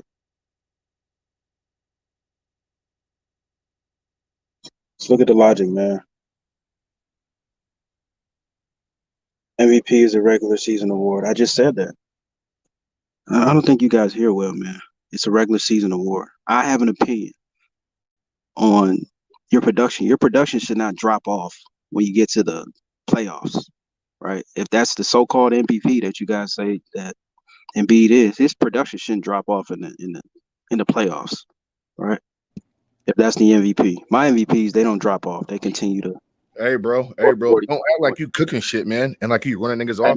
Hey, man. I just got you with that, right? What the fuck is you talking about? The king is back. Running niggas off shit, man. I've been listening to your fucking usual ass nigga. What you talking about, man? Stop it, David. I'm just fucking with you, man. Come on, man. I'm fucking with you, man. I debated dude's way. Fucking. You know what I'm saying? You know what I'm saying? Hey, man, I just appreciate y'all. Now, one thing I do now, listen. All joking aside, one thing you did say that I do agree with is that I do think MVPs regular season should carry over, as far as their play goes, and they should for the occasion. But if that doesn't happen or translate, that doesn't take away from their MVP. That's all I'm saying. And I think that's where me and you part ways at. That's all I'm saying, man. I agree with that. I agree because again, I understand what you're saying. It's a regular season award. I get that. But can we also say that? I mean, you brought up some things about Jokic and how his game dropped off. You can bring up every single MVP the last 10, 12 years or whatever, and I can fucking poke a hole in their postseason run and say this player did this game. And so what? Does that make you think about them differently because they did that? It shouldn't. They just had a bad game, bad series. They didn't get it done. Again, not every MVP wins the championship. So that's why, like this postseason failure, I'm not sure why you're going straight to that. Listen. Well, I'm going straight to that, man, because his production. Hold on. His production was just so terrible. And his drop off was just so significant. That's for what it is, then, bro. He had a strain or sprain LCL. He didn't get it done in the second round in Game 7. So assess that. I mean, stick to that point. Why are you going back in the season? Why are we talking about injuries? Why are we talking about injuries though? Because Giannis was injured and he came back and had 38 and 20. What are we talking about? When was this? What game was when this? He played the Miami Heat when they lost. Did they win or lose? They lost. Then who? I don't care then, bro. Who cares? So what? Embiid lost, so who cares? No, we're talking about production. We do care because I don't care about wait, when you lose the game, bro. Listen, no, man. I don't. Listen, you might, but I don't. Period. Yes, bro. you do, man. Like, because I don't. Same person. Hold on. You were the same person. If you lose, I Praising don't care, Kevin bro. Durant Stop when it, he man. scored. Again, if you Praise, lose, I don't care, bro. Nigga, Mass, period. You you can't must tell have me, just bro. changed your You can't tune, tell Mass, me how to because you were assess praising Kevin basketball, man. Durant when he scored You like can't. 48 points. When And they played lost, the Bucks. bro. And they lost the series, bro. And I said that KD did not get it done. Yeah, he had a great stat line, but guess what? At the end of the day, bro, those are empty stats. I said that. So what are you talking about? What are you talking about, man? I could have swore you said that Kevin Nah, Durant bro. was the best player in the world and all this other stuff. Nah. What? I could have swore you said that when he made that shot and he was like, "Oh my gosh, his toe was on the line. He's still the greatest ever," and all this blah blah blah crazy stuff. So Okay. hold on, bro. So again, if I did say that, well, I mean that can't be true because a player who is quote unquote the best in the world wins every single year. No, what I'm saying is that you would Then contradict what's your yourself point, because then? you don't care. Then You're what's your saying point, you're saying bro? Then no. what's your point? My point is you would contradict No, I'm not. saying No, I'm those not. are empty stats. That doesn't matter. Did he win or lose? I'm not bro. We agree on that, bro. No, Bro, I'm no. stay on task, man. Hold on, man. You just said, quote, when KD made the shot, toe was on the line, he didn't get it done. I came here and said he's still the best player in the world. I agree with that. Why are you going back to the stats for? No, because you just made a that point. already. Dude, Mass. No. Mass, you just made a point and said, okay, what if I did? And I'm saying then you would be contradicting yourself. If that was the case, if you were still calling him Michael Jeffrey Jordan did not win every single year, bro, but he was still the best player in the world. We knew that. So again, because you don't get it done or because you fail, doesn't take away your title. It just means that you didn't get it done. Because if that's the case, then there should only be one champion every single year. No, I agree with that. No. I agree with that. We're cool on that. So then you just threw a loophole there. A loophole. No, I did not. There a second ago. You're like, well, listen, Kevin Durant didn't get it done versus the Milwaukee Bucks. I get it, right? But that doesn't take away from greatness. And me still saying I think he's the best in the world at that time. Because again, every single player who's quote unquote best in the world, a la LeBron James, who's been swept in the finals, came back the next season, and the consensus were he was still the best player in the world. I mean, bro, be consistent, man. Be consistent. So actually, this is the reason I brought it up. This shit crazy. I brought it up. I brought it up because you guys were giving a different tune to Devin Booker because you brought up this just empty stats. We clown Devin Booker because of his terrible performances. Why? Because he lost by damn near 50 points in Game 7. No, not just that. Hold on, bro. Because he lost. Hold on, man. Because he lost by fucking damn near 50 points in Game 7, and before Chris Paul got there, he didn't play that one postseason game. Is that what you're talking about? No, not just that. The fact that he didn't show up. What are you talking about then? That's what I'm talking about. The fact that he didn't. How about when the Suns had a 2-0 lead in the finals and they lost 4 straight games? I mean, what are we saying here, bro? Devin Booker and the big games don't get it done. If he puts up numbers, they're empty stats, not impactful. What do you do? If you're not first, you're last. Period, bro. You lost. No, I agree with that. But no, I it's not empty stats because if somebody's putting up 30, if somebody's putting up if you got a star player and he's putting up 40, 50 points, but the bench guys or the other co-stars aren't showing up, you can't put all your blame. It's going to be less smoke on the person that's actually. Yeah, that's what's wrong with these new kids in this so-called fucking millennial era is that you guys praise stats and not winning, bro. I don't care about stats. I care about no. You're not understanding what I'm saying. Bro, listen, man. I was born, but not born last night, man. What you're saying is this: if a player puts 50 up points, drops 50 points, his role players don't get it done, blah blah blah. Why blame him? Listen, no, that's not what I said. It's a valid question and a valid whatever you want to call it. But so what? When you lose in sports, you're last. I don't praise your fucking home runs. I don't praise your touchdowns. I don't praise nigga points. If you don't get the W, bro, I don't care. Mass, what I'm saying is point period blank, nigga. I'm not. We all agree with that. That's not the point I'm trying to make. The point I'm trying to make is if Devin Booker would have still got blown out, right, by 30 points, but he put up 45, put up a fight. I don't care, nigga. He lost. He didn't even put up a fight. That's what makes it that much worse. He lost. So what? Who cares? So what, bro? Listen, bro. That's your losing mentality, bro. I don't think that way, bro. In sports or in life. That's how you think, bro. I don't think that way, bro. Period. What are you talking about, bro? Because guess what? Because guess what, bro? The signs of a great player is I can get mine anytime I want to. That's But the my point. He leadership didn't is even not. get his. That's what Hold I'm on, trying to bro, make but to you. hold on, man. No. I'm using your argument of a dude scoring 40 plus points. I can get mine anytime I want to, but my greatness also is me bringing the others along with me. So if I'm dropping 50 points and my role players ain't getting the shit done, that's on me. That's on me. I didn't play well. I played well individually, but I didn't play well as a team. Therefore, I didn't play good, bro. It's a team sport, right? Absolutely. Exactly. Okay, then. So then what you talking about then? What I'm talking about is you're paying a dude $200 million and he scored 13 points.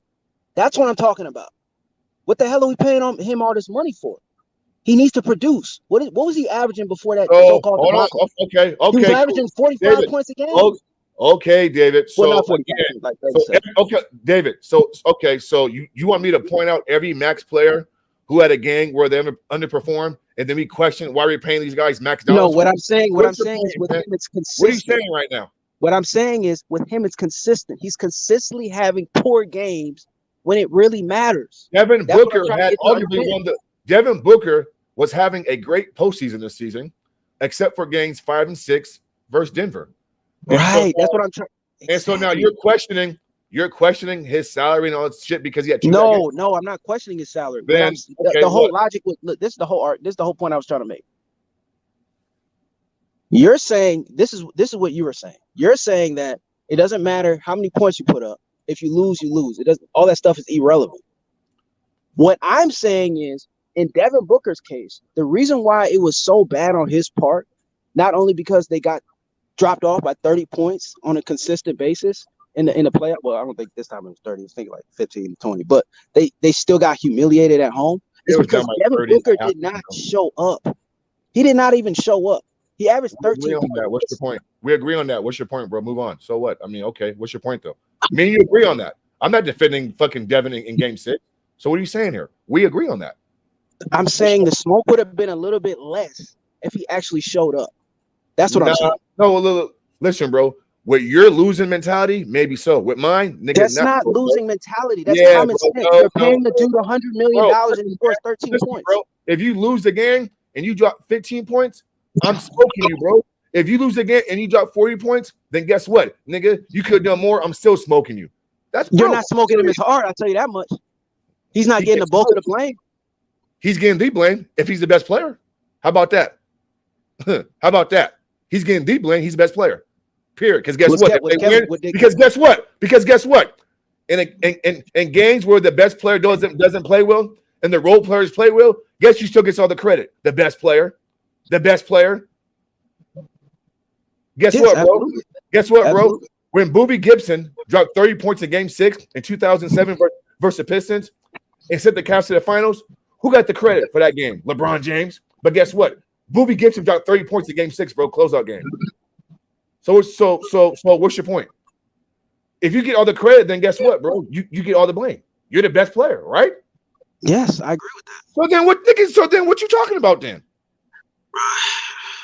I'm out of here, man. Okay, man. I'm out of here, man. You need to work, bro. I'm out. Stop it, man.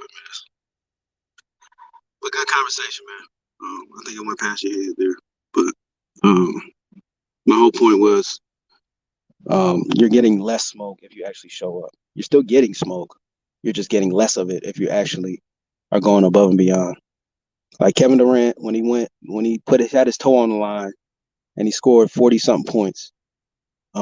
Yeah, people were disappointed that they lost, but they weren't destroying him. That was my point I made. I don't know why it left Mass's head, but it's neither here nor there. But yeah, guys, like and subscribe to the page, man. I don't know how long Ticket's gonna have me on here, but yeah, man, that's my point. MVP to me, like I said earlier, is not Joel Embiid, it's Jokic. And I think everybody clearly can see that. In the playoffs, regular season, it was Jokic, man. So let me read some of these comments, man. Let me see what we got.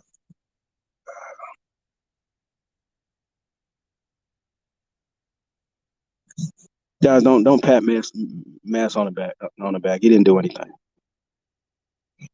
Because we both agreed on the same point. So he's confused. Don't do that.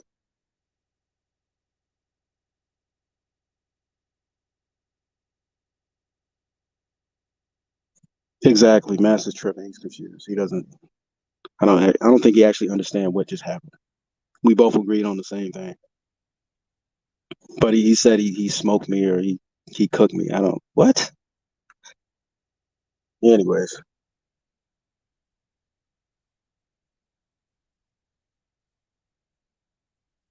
Chad says Jimmy over Booker. I would agree with that. I would definitely agree with that. No one will talk about the loser 5 years from now. Uh,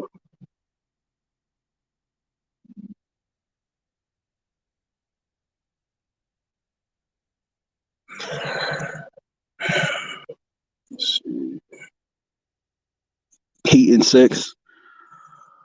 First of all, guys, you can hit me up at Sports Addict with a K. You know what I mean? That's my sports channel if you guys want to look me up. And by the way, talking about Heat in 6, the Miami Heat will probably lose in 5, guys. I don't want to hurt your feelings or anything, but the Boston's just a better team, and they have 2 dogs. Miami just has 1, so I just don't see Miami even making it past 6 games. Honestly, this is probably going to be a gentleman's sweep, guys. The Celtics just have too much, man. They just have too much. 2 dogs defensively that outstanding size. They can rotate guys back and forth. You got Brogdon coming off the bench. It's just too much. It's just too much to handle. So I got the Celtics. I actually got the Celtics. Celtics in 5. Then I got Denver in 7 against the Lakers. I got the Denver Nuggets coming out of that series.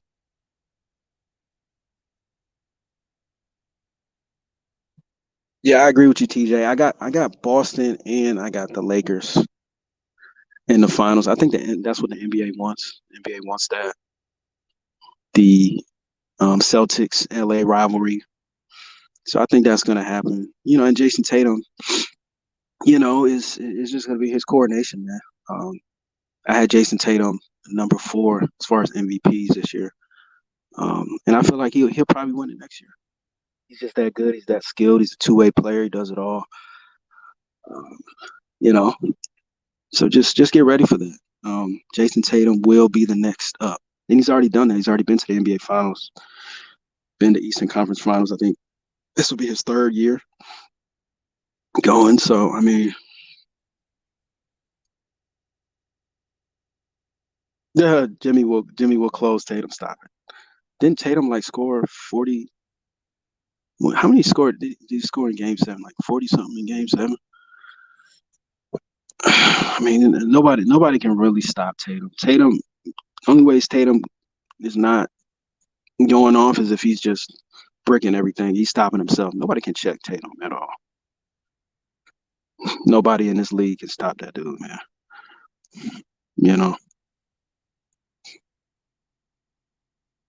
Tatum is a dog, man. Tatum scored 51. Heat Lakers in the NBA Finals? I don't think so. Yeah, we seen that movie before. That's not gonna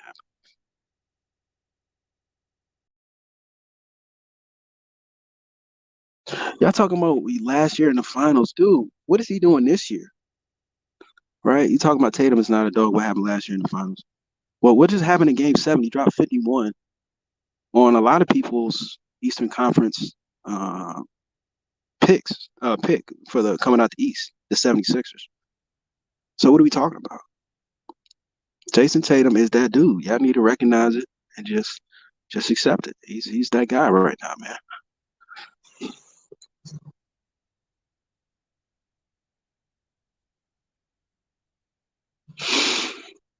You know what I'm saying? Jason Tatum is that guy. See the problem with the Miami Heat, I'm just gonna break it down for y'all. The problem with the Miami Heat is Bam Adebayo. If Bam Adebayo was a consistent 20-10 guy, then this series would definitely be going 7. You know what I mean? It'd definitely be going 7. But they need the heroics from Jimmy Butler to score 50, 60 points just for them to have a chance, man. That's just not realistic, man. They're gonna need one of their guys to one of their bench guys or one of their role players to go for like 20 points.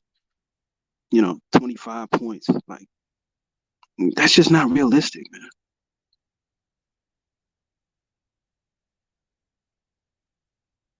Yeah, Boston is vulnerable. I'm gonna keep it 100 with you. Boston is vulnerable, right? Because Boston, they like to play around and stuff. They like to just do stupid stuff like turn the ball over, 10 times in one quarter. You know, they like to play with teams, and that's the thing. I think that's just with Joe Mazzulla, with his coaching style. I don't know what it is. He just makes a lot of blunders and mistakes. But I just feel like, Jason Tatum he's the leader of that team, and he's the alpha.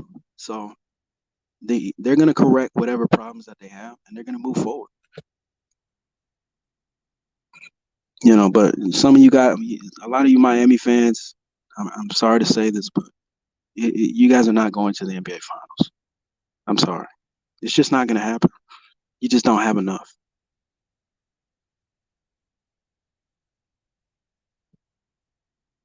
You just don't have enough. Just don't have enough, man. I can see if you guys at least had Tyler Hero or um, somebody coming off the bench. You just don't have enough, man.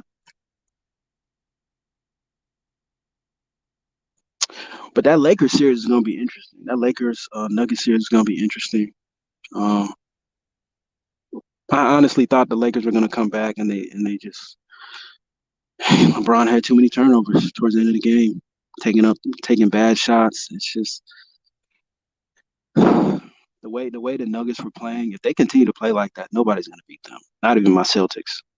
If they continue to play like that, not down the stretch, but like the way they started that game, nobody's going to be able to beat them.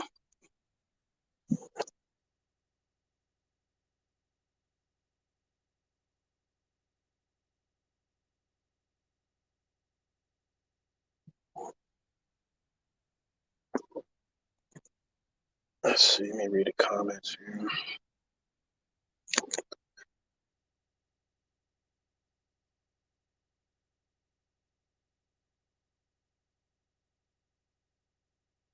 What's crazy? Tatum is the same height. Yeah, Tatum is 6'10", something like that. It's crazy. Like the way he's able to handle the ball and it's just crazy. They only had 3 turnovers. Stuff.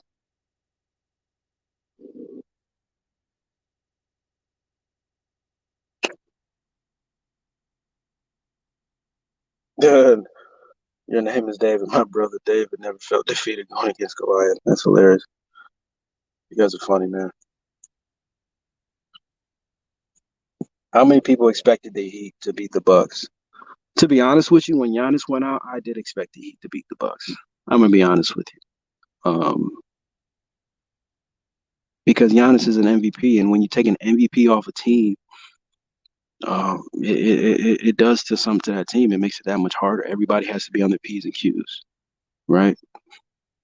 That was my whole MVP argument earlier. If you take a certain individual off of a team and they're able to function properly, like nobody left, like a beat wasn't dropped, then that's not the most valuable player. It's a total collective effort. You know what I mean? But as you can see, as soon as Giannis was injured, they didn't know how to. They didn't know how to. They did win. They did win the next game, but that overall series was over with. And then Giannis came back. He was hurt. I mean, he still had 38 and 20, just like an MVP is supposed to do, be consistent. But it just wasn't enough. Jimmy Buckets, man. It is a playoff. Jimmy is a real thing. I'm definitely a believer, but I just don't think that Boston is going to play with that this year around. They're going to double Jimmy and just let the other guys beat them, because we're not going to allow Jimmy Butler to do that. It's just not going to happen. Jimmy's not getting off. He's not going for no 40, 50 point. No. As soon as he gets like 25, we're just going to double him.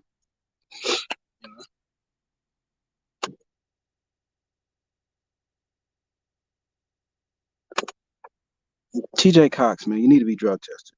Okay? You need to be drug tested. Jason Tatum is the best player on that team. I don't know how many times I got to tell you that. Okay? Jason Tatum is a very good I said Jason Tatum. Jaylen Brown is a very good player. Very, very good player. He's a very good player. But Jason Tatum is better. Okay? He's better. Right? He does it all. He rebounds, points, assists. He's better.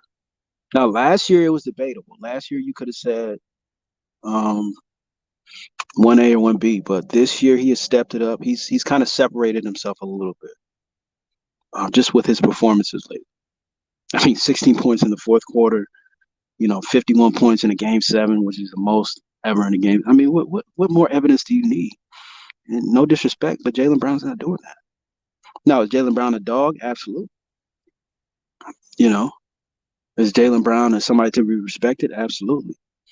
But Jason Tatum's just better. Get it?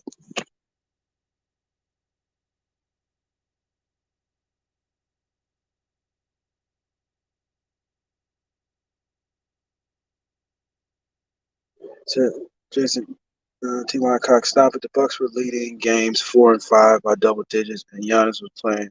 If you're a championship caliber player and team, you close those games out.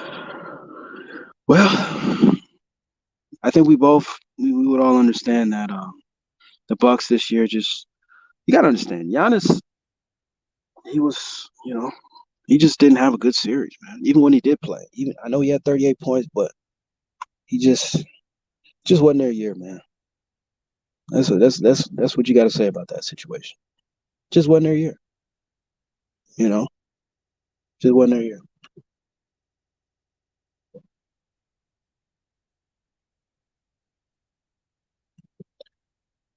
Tawali, man, you got to get off the drugs. Jimmy Butler is not going for no 45 or no 55. Can we stop that talk?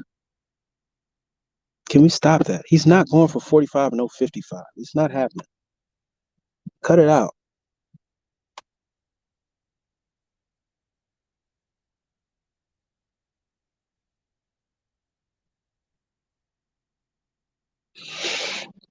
It is Boston's year, guys. Just accept it. It's part of life now.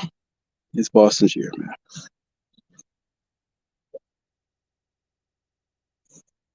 Boston will be going back to the NBA Finals.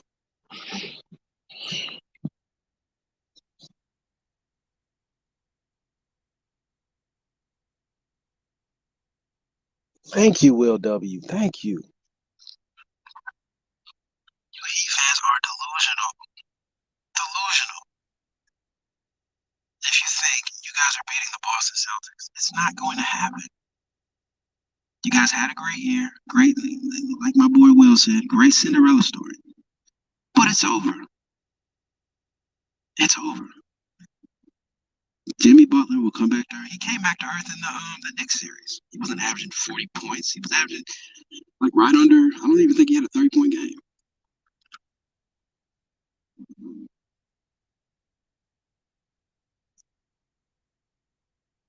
You said Tatum can't. That's not true. Tatum can't consistently attack the rim. Did you watch Game 7? You guys gotta watch TV. Stop just watching the highlights. You gotta watch the game, man. Tatum, he's not like he was last year. He's very aggressive, and he's not taking no for an answer. You can have a bad start to a game, but it's not how you start a straight from it.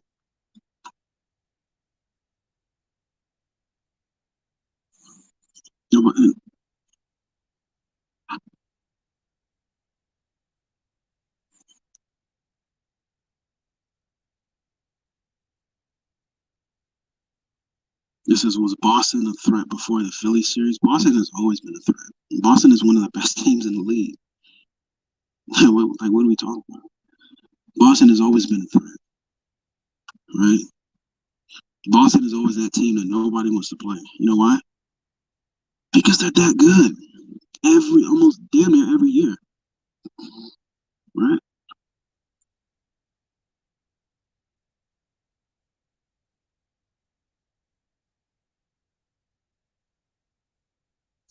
Yeah. Boston did lay an egg. Absolutely, they laid an egg, and they did not step up. And Jason Tatum played, and Jaylen Brown probably played their worst brand of basketball I've seen ever. But they're changed human beings. They're gonna step up this year, and Boston's gonna win the championship. That simple.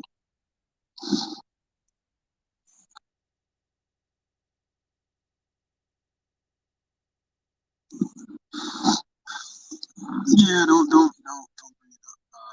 bring it up, man. I was very disappointed seeing Boston struggle with Atlanta.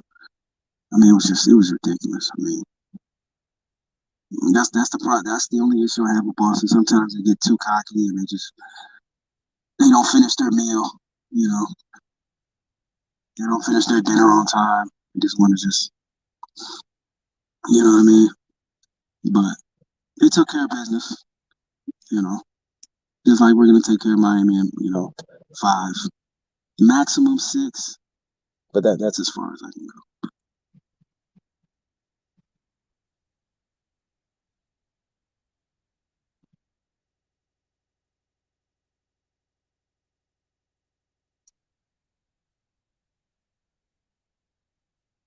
Draymond thought LeBron was gonna pass the torch down. Maybe some of his comments, man. Appreciate you taking for letting me come on here.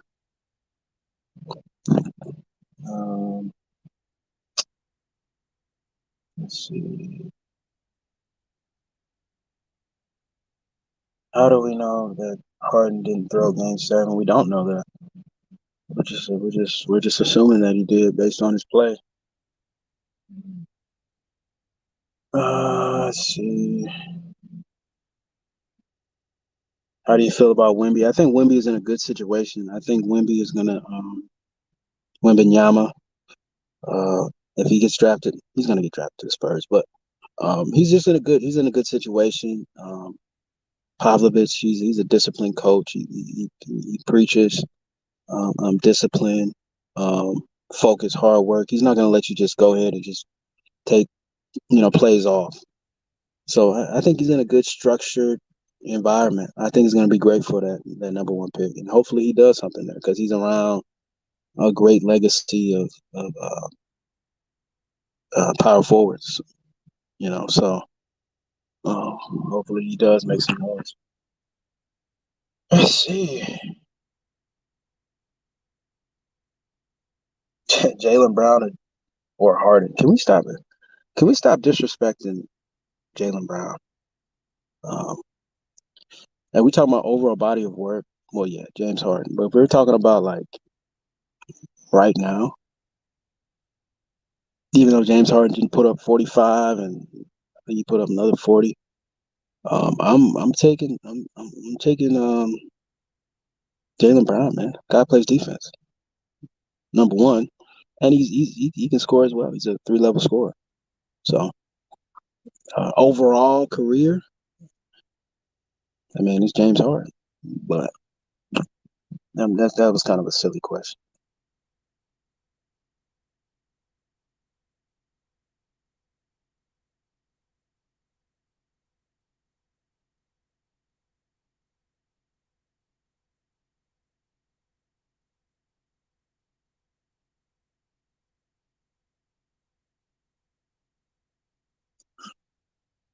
Let's see. Curry, Clay, Poole, Wiggins, Draymond. You're saying that the core was less talented than the Boston Celtics?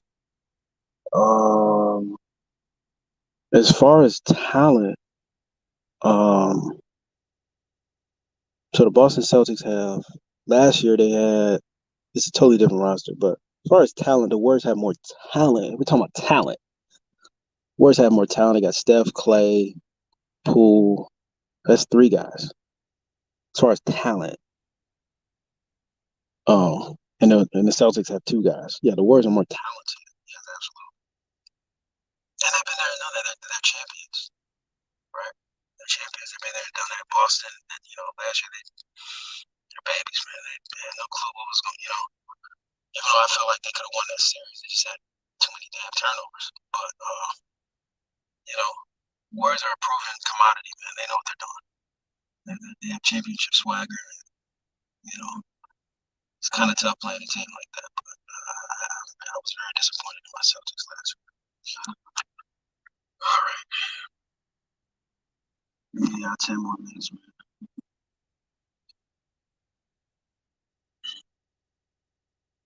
If Kawhi was in Jimmy's place, you still got Boston. If Kawhi was in Jimmy's place, you still got Boston. If Kawhi was on the Miami Heat, I think the series would have went deeper. I think it probably would have been a 6 to 7 game series if Kawhi is on the Miami Heat.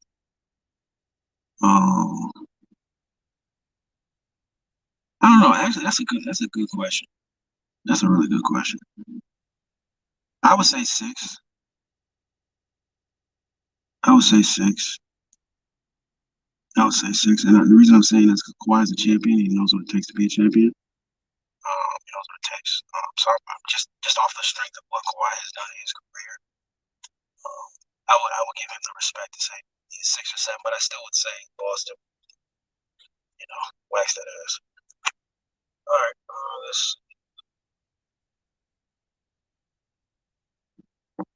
and I respect Kawhi Leonard, but Boston's still on there, bro.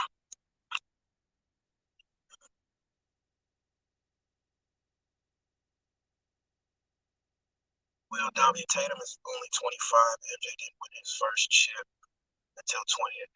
Well, I'm very careful about comparing anybody to MJ, but Tatum is looking pretty good. Looking pretty good for his career right now. He still needs an MVP. He still needs a defensive player of the year.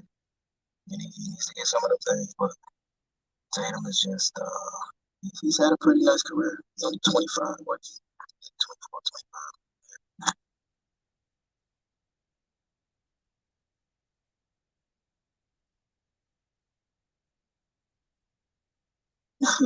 7 seconds to 7 in order to score 9 points. Yeah. But you gotta look at game 6 too. They could have beat him in game 6. What happened? Seems like I keep repeating myself. Jason Tatum.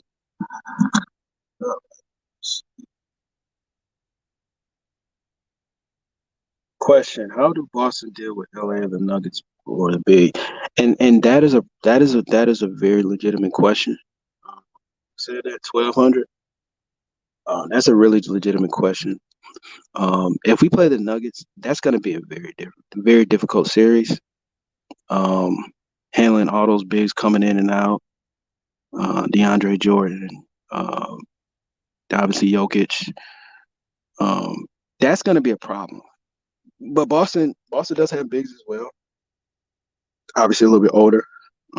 Robert Williams.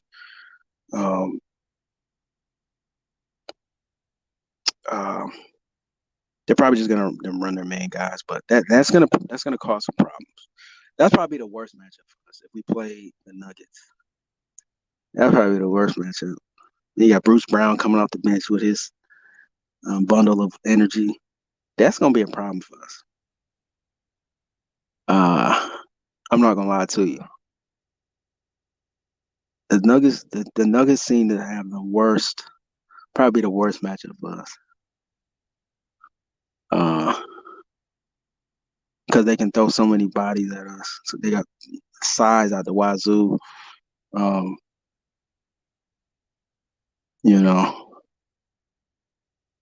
that's a problem. You got Gordon at 6'10".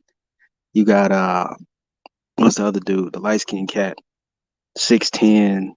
Jokic, 7 foot. It's just they got a lot of size, man. Tatum is 6'10" and Brown is like 6'6". And you got Al Horford. I think he's 6'10"-ish. So we're definitely gonna be undersized. for sure. That would actually be a good matchup. That's actually a good question. 1,200. I think that series would probably go 7. And I would take Boston based on its talent, but I would not be surprised if the Nuggets win that series because they just have too much. First of all, they have a great bench. Not saying we don't have a great bench, but you got guys coming in. Caldwell Pope can give you 20. Bruce Brown can give you 20, 16. You know what I mean? We got Brogdon. He can give you 20. But Grant Williams, he's kind of been out of the rotation. You know what I mean? Like our bench is like we're rotating like maybe like 7 guys at the most. And we don't have that luxury. You know what I mean? So that would actually be terrible matchup. Yes, I'm not worried about the Heat. Nobody's worried about the Heat, man. Yes. Nobody's concerned about the Heat, man. They're not a concern, man. I'm telling you. The Heat is not a concern, man. I'm telling you, man. We're not worried about those guys, man. Jimmy Butler can talk all he wants. Oh, this is our year, blah, blah, blah, blah, blah. When you come to the Garden, you better act right, man. You know what I'm saying? We already on to Jimmy's scheme. We already know what he want to do. We seen this stunt last year. We wasn't ready for it. We ready for it this year.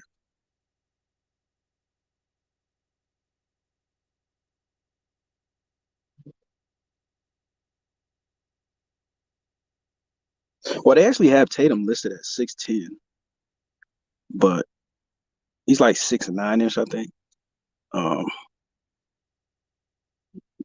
Like they have him like literally around AD's height, but he is not winning game 1, man. And by the way, guys, hit my channel up, Sports Addict. That's Sports Addict with a K, man.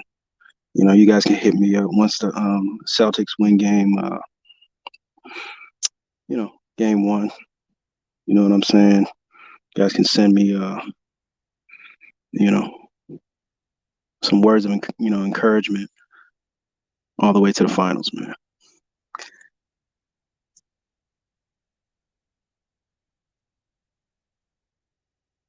Ty Cox, here we go again, man. What do you want, man? You're talking like Boston world beaters all year. Y'all are not better than what y'all was last year. All I know is when we played Giannis not too long ago, we did we put 30 on his? Did we blow them dudes out by 30 or 40? I was confused. It was one or the other. Then Giannis played, man. So I think we right on par with what we, if not better than we were last year. I feel like because we have a new coach, I think that's what kind of, you know what I mean? But,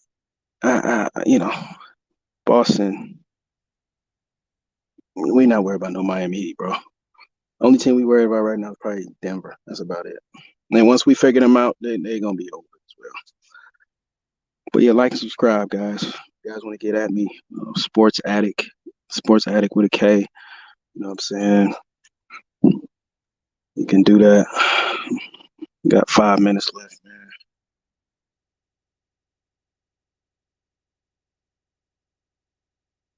I'm gonna send my name in the chat, man. My channel in the chat, so you guys can take a look at it. But if you guys have any other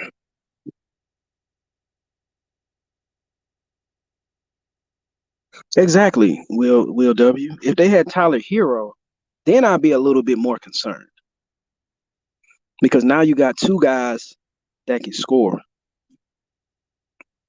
You just got Jimmy Butler right now. That's it. You just got Jimmy Butler, and he wasn't even that great in the next series. You know what I'm saying? He was good. He wasn't that great. He wasn't as great as he was when he played the Bucks. So what are we talking about? You know what I'm saying? You know?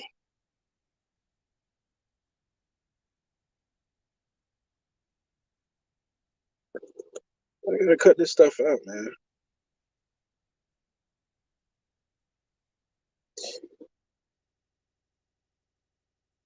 I gotta cut this stuff out.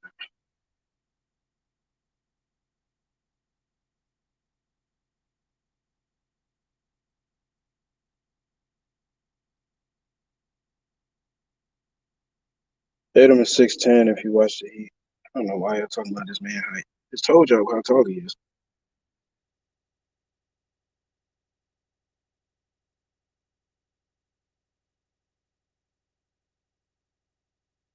Ain't nobody sleeping on the Heat, man.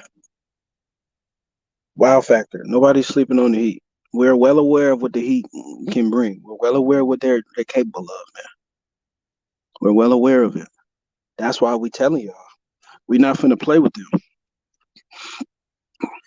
Jimmy Butler even has a little idea that he think he's about to drop 40 points. We're finna put a stop to that early. We're gonna put a halt. We're gonna put a halt to that very, very quick. We're not gonna allow that. And you take Jimmy Butler out of the game, that's pretty much checkmate. Pretty much over and done with after that.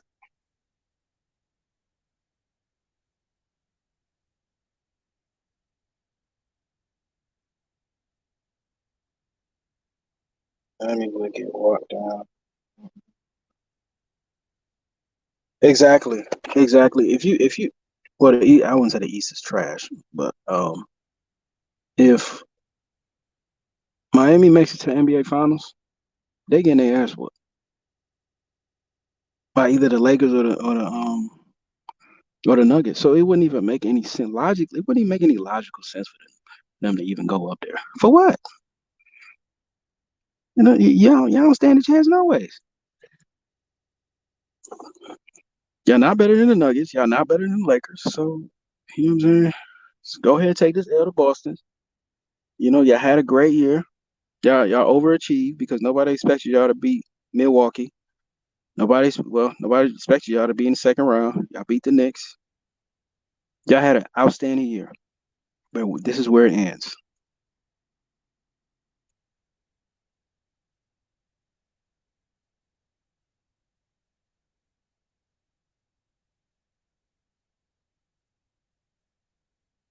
You don't. This is what y'all don't understand. He doesn't need to go for 50. Tatum doesn't need to go to 50 for 50 to beat you guys. He can just go for 40. He can go for 30. And it doesn't just have to be Tatum. Brown can go off for 30. Brown can go off for 40. You know, we have two switch plays that'll cut anything up.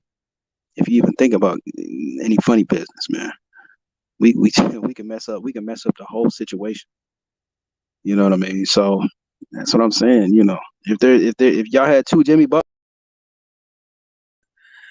you know what I'm saying? Y'all don't have that. It's only one of that guy on that team. Bam Adebayo, please. He's not a threat, man. We're not worried about that guy.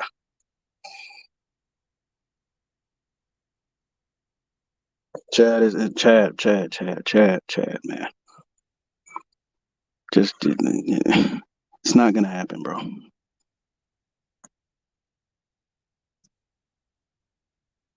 It's not gonna happen, man. Y'all Miami Heat fans is so delusional. Yeah. And one thing I like about y'all Miami fans, man, y'all is deep. Y'all roll together, man. Y'all come in here and y'all say the craziest stuff as a group, not individually, as a group, because y'all all saying some BS right now. Miami and 5. Do y'all hear yourselves? Man, y'all must be smoking some good yayo, man. Some of that good stuff. What is y'all smoking over there? Oh, man.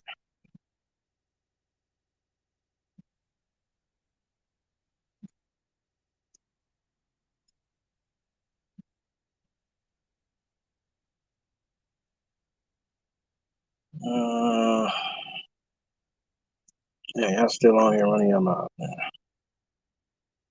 Game's about to start in what, 30 minutes?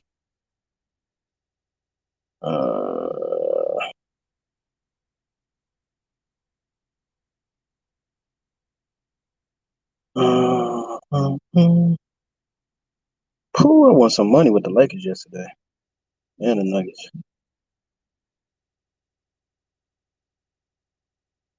Pay me some money, man.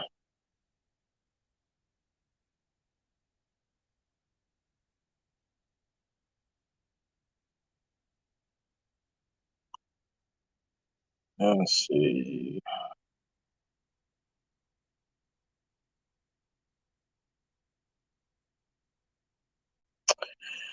Yeah, y'all. So, I think I'm about to get off here in a little bit.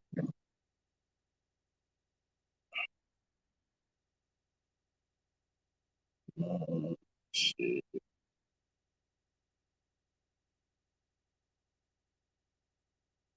To be honest, this won't be easy for both teams. Even Lakers in trouble.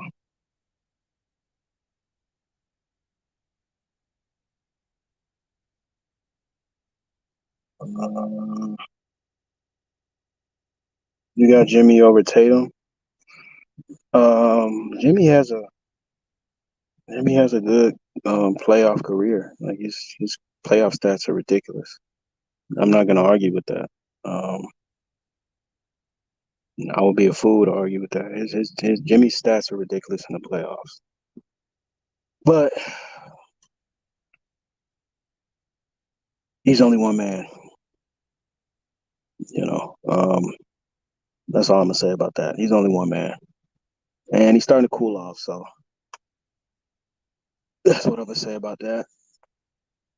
Um, it's not even against Tatum. He has like his playoff career, like his playoff numbers are probably the like comparable to um the greats, bro. Like the numbers that he's able to put up in the playoffs, bro. Like we're talking about like Jordan territory, bro. And that's not even blasphemous to say. I mean, this dude's putting up 50, 48. You know what I'm saying? Like it's 45. Like this shit is ridiculous. Like, you know what I'm saying? That's not even blasphemous to say. Like he's incredible. But they're going home in 5. Okay, just understand that. You know, Jimmy has to go for 50 just for you guys to have a chance. You know, you don't go for 50, or he's not playing elite defensively. You guys are gonna be in some trouble. You're gonna be in some trouble.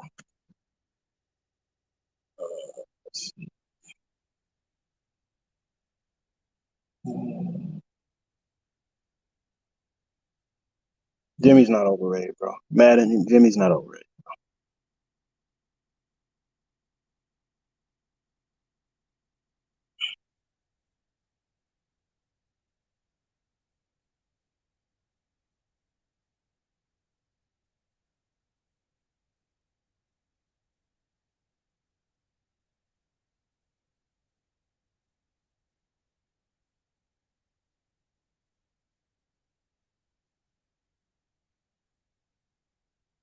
Boston, you think Boston is a better team compared to last year? You're sadly mistaken.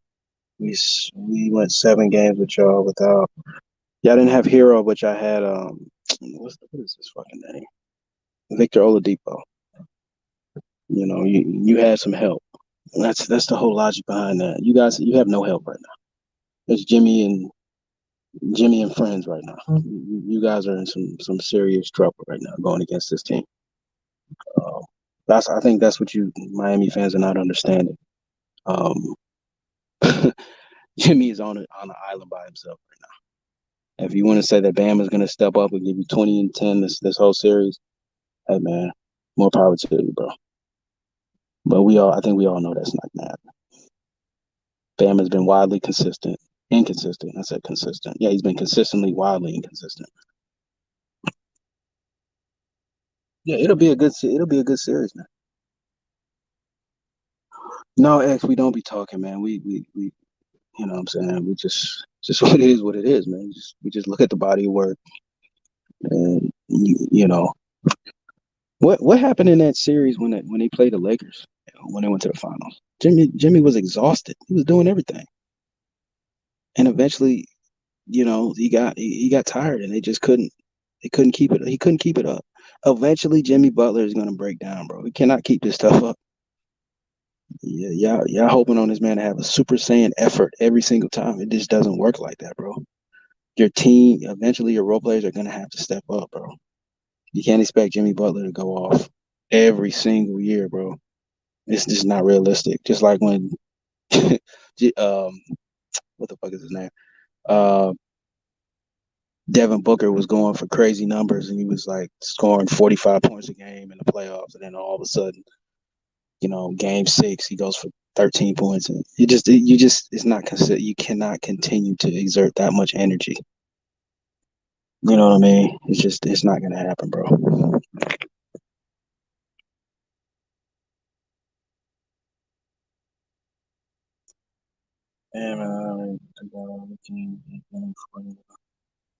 Bam and Lowry together can get Jimmy 40 though. If that's what you think, bro. If you think that Kyle Lowry and Bam Adebayo is gonna get you 40 points, hey man, congratulations. You guys just made it to the NBA Finals, man. If that's your logic right there, hey man, you got it.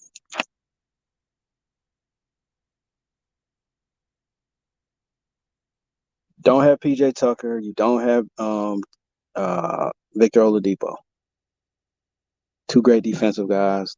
Victor Oladipo was, I'm not gonna say you're the second best player. He might have been your second best player last year because you didn't have Tyler Hero. Or did you have Tyler? No, Tyler Hero was injured, I think. Yeah, so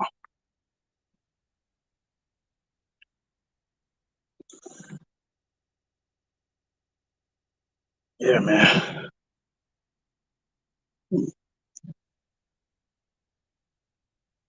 No, stop it.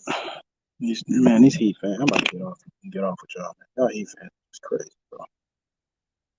That's the most delusional people I've ever met.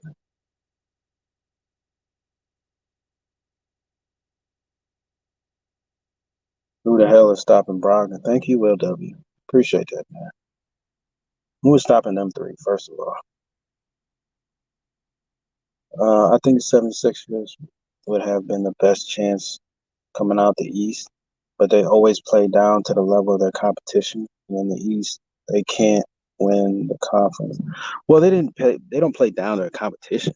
I mean, the competition was just too overwhelming. They just had too many problems in Boston. Boston's figured out what they wanted to do.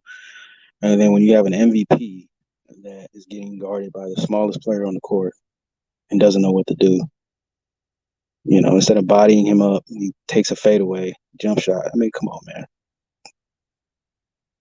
You're gonna lose, bro. You know what I'm saying? You're gonna lose, dog. So, I agree. I thought Philly had the best chance to come out the East. Best opportunity with all that talent they had. 5. But, when your MVP plays like he's never touched a basketball before. You're gonna have some problems in there. And James Harden came up small, as usual. I'm not even surprised by that dude, man. That dude's been coming up small for decades, man. Does it every year.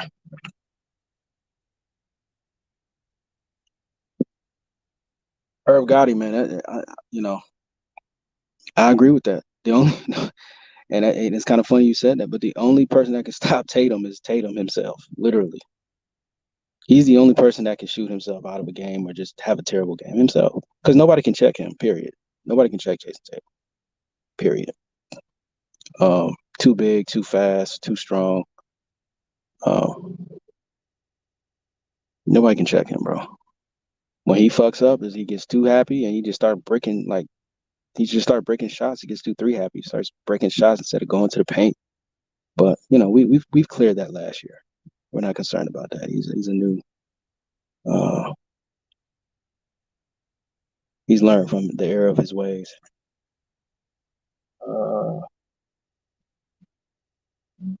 Yeah, best matchup would be Nuggets and Sixers. Heat fans are delusional. I be trying to tell y'all. Joe be looking confused sometimes. He looks confused all the time. Let's see. Celtics have been scoring over 110 a game. He doesn't let teams. Yeah, so that Celtics Heat series. Damn, y'all gonna keep me here all night. that Celtics Heat series is going to be a very entertaining series because it's going to be defensive oriented. You know what I mean? And that's what it's all about. It's not just about scoring a million points. It's also about trying to stop your man on defense. You know what I mean? So that's what basketball is all about. So I'm very excited about the series. I hope it's a good series. Again, guys, if the Heat get swept or they get a gentleman's sweep or whatever, I'm gonna be so disappointed. You know what I mean? I'm gonna be so disappointed. You guys are acting like I want the Heat to get just destroyed. No, I want to see a good series. But that is what is gonna happen. That's what likely is going to happen. You know what I mean? I don't wish this upon the Miami Heat, but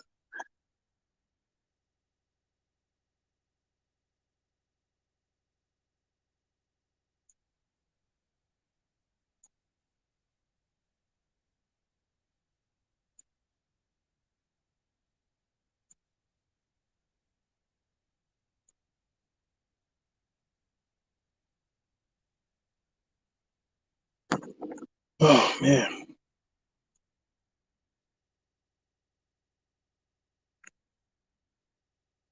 Mhm.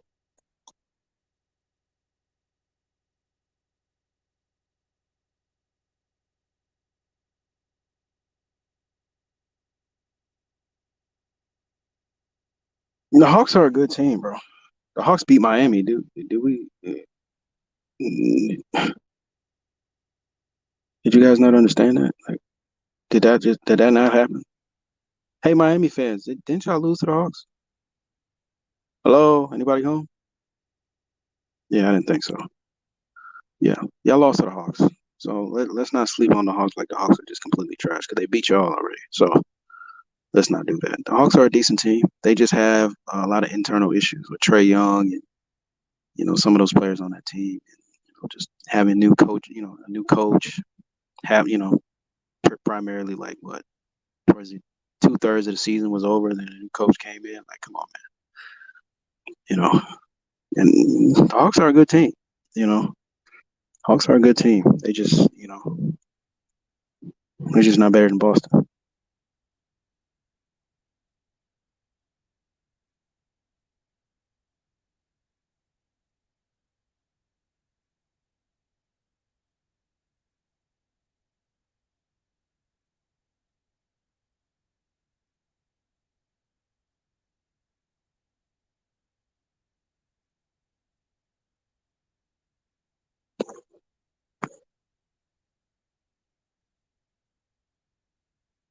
Oh, this is so trash.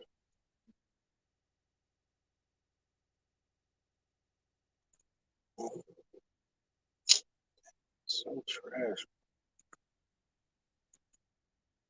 This is so trash, man.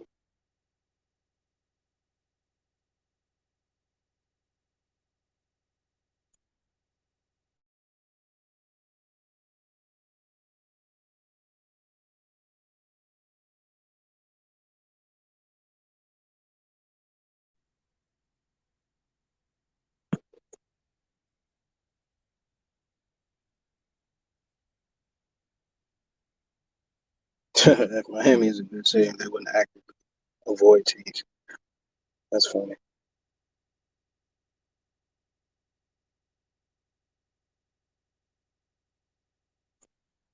I hope we don't lose Brown. I'll tell you that much. We lose Brown, we're gonna have some serious issues. Because nobody's gonna replace his production and what he brings. Um, Not that I'm seeing right now. We gotta hang on to that dude, man. But it's gonna be tough with I don't know what Tatum's contract is looking like. I don't know if he already signed. Um, Trying to keep all those guys, and I think he's eligible for a $300 million super max because he made that All NBA. Oh man, so trying to keep those two guys, that is going to be our prime focus. Everybody else is disposable. We got to keep them guys, man.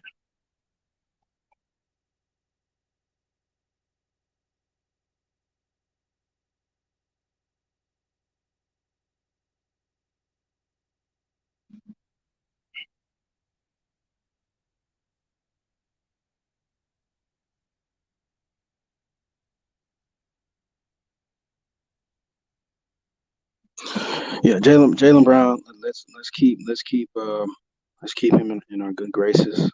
You know, as Boston as a Boston Celtics supporter, let's keep him in our good graces. You know, let's not wish him any negativity of him going anywhere else. Let's keep him there in Boston. Yeah, let's do that.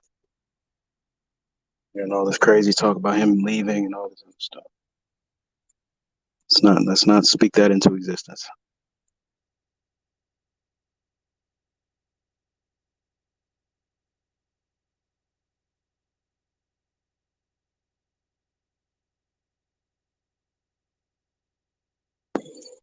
Let's see. Our second best player was Bam last year, not Oladipo. Did you watch the series last year? Sir, did you watch the series last year? Bam was wildly inconsistent. In fact, he was actually the one getting blamed for you guys not winning in Game 7 because Jimmy Butler was getting no help. I don't know how many times I gotta say this. It's Jimmy Butler and friends right now. Until Bam can step up and give you a 20-10 game consistently, you guys are not moving anywhere. So let's establish that first. They'll be looking confused.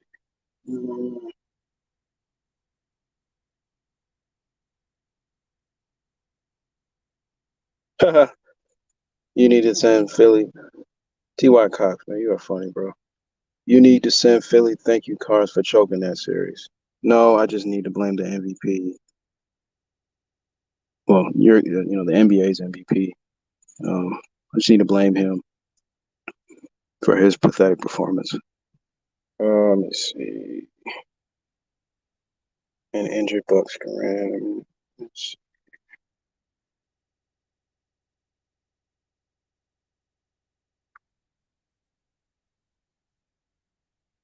Kawhi should join Boston. We're good, thank you. We're good.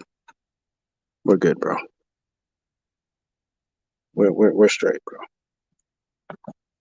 You know, we're actually kind of tight right now, so you know we're actually over slotted for those positions. Yeah, we're good. We'll keep the picks. You guys can keep Kawhi Leonard. We're good. Thank you. We're good. Yeah, we're not gonna need his services. Thank you. We need people to actually play 60 games a year. We don't need a part-time player. Thank you.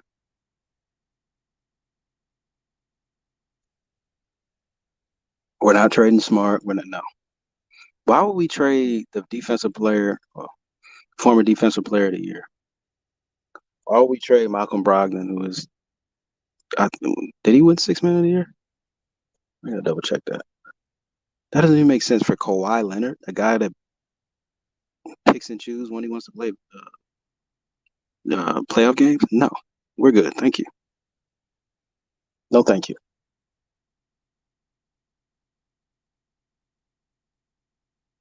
You're gonna need Kawhi to make it out the East. We've already made it out the East, but Miami needs Kawhi. That's who you guys should be recruiting. Miami fans should be recruiting Kawhi Leonard right now. The Celtics are good.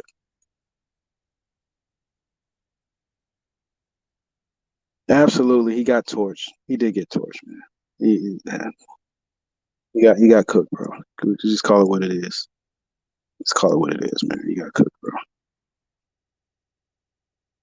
But we're going back to the narrative, like you guys said. It's in the regular season, right? We're not talking about playoffs. But at the same time, you can't be that terrible on defense, bro. But that's Steph Curry, bro. I mean, what can you do, bro? The dude's splashing in your face. You got a hand up. What do? You can't do anything, bro. You know what I'm saying? Steph Curry, the best shooter. You know what I'm saying, on the planet, bro. Like, what do you do? I mean, the dude was making shots. You know what I'm saying? His leg, falling down. Like, what do you do with that, bro? Like, just gotta, you know what I'm saying? Just, I guess, try harder next year. Shit, you can't do nothing about that, bro.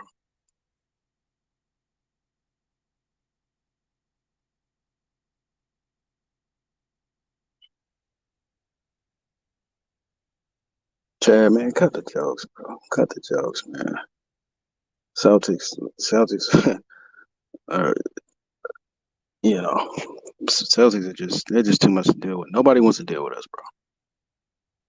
You know what I mean? Nobody wants to deal with the Celtics, bro. And y'all gonna see that tonight, man. Once the Celtics get this W, you know what I mean? I'm gonna come back on Ticket Stream. We're gonna celebrate. We're gonna celebrate as a group.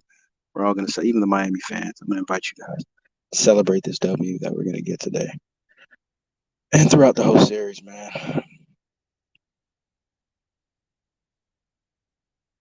Thank you. We're not trading smart. It's not gonna happen, bro. What is? You guys want the Celtics to lose that bad? You guys don't want the Celtics to be successful. Just trade all the good players. Like, no. You want us to trade Brown? You want us to trade Brogdon? You want us to trade Marcus Smart? No, it's not gonna happen.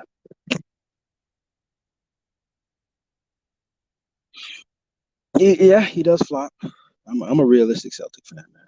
He flops a lot.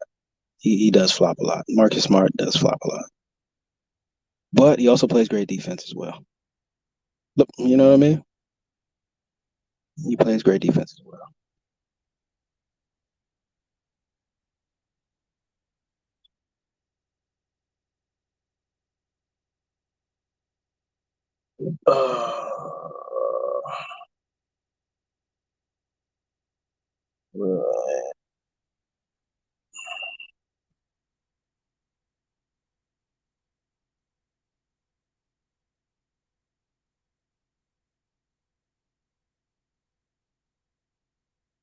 It's a fact.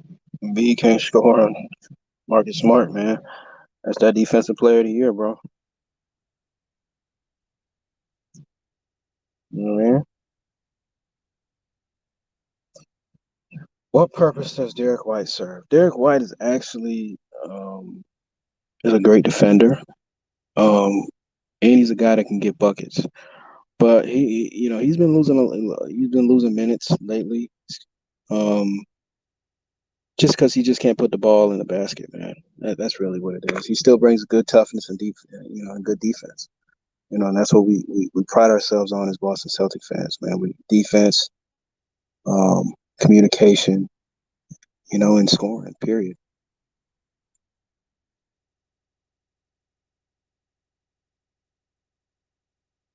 But yeah, I'm hoping he has a big series this year.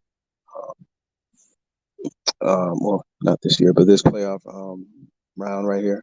He should be able to get off against Miami. I think he'll have a big series this year.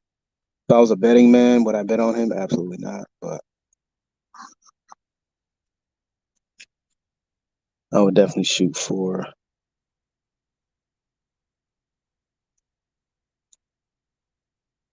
Am I calling the game tonight? I would love to call the game tonight, man. It would be an honor and a privilege for me to call the game tonight, man. For you guys, especially my Boston Celtic fans in here. It would be an honor, But I don't know how Ticket wants to do it, but I don't know. He'll probably call the game more than likely.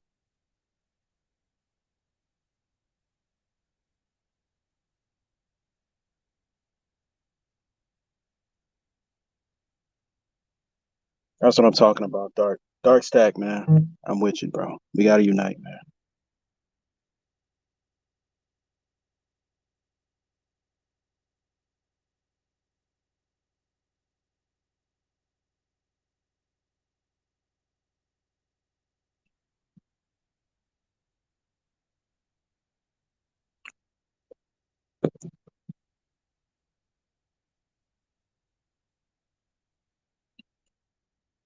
Game about to start in a little bit, y'all. So, hey, man, I'm gonna bless y'all with this, man. Hey, thanks, thanks Ticket for having me, man. You guys want to hit me up? You can hit my page up, my channel, Sports Addict. I cover all sports news as well.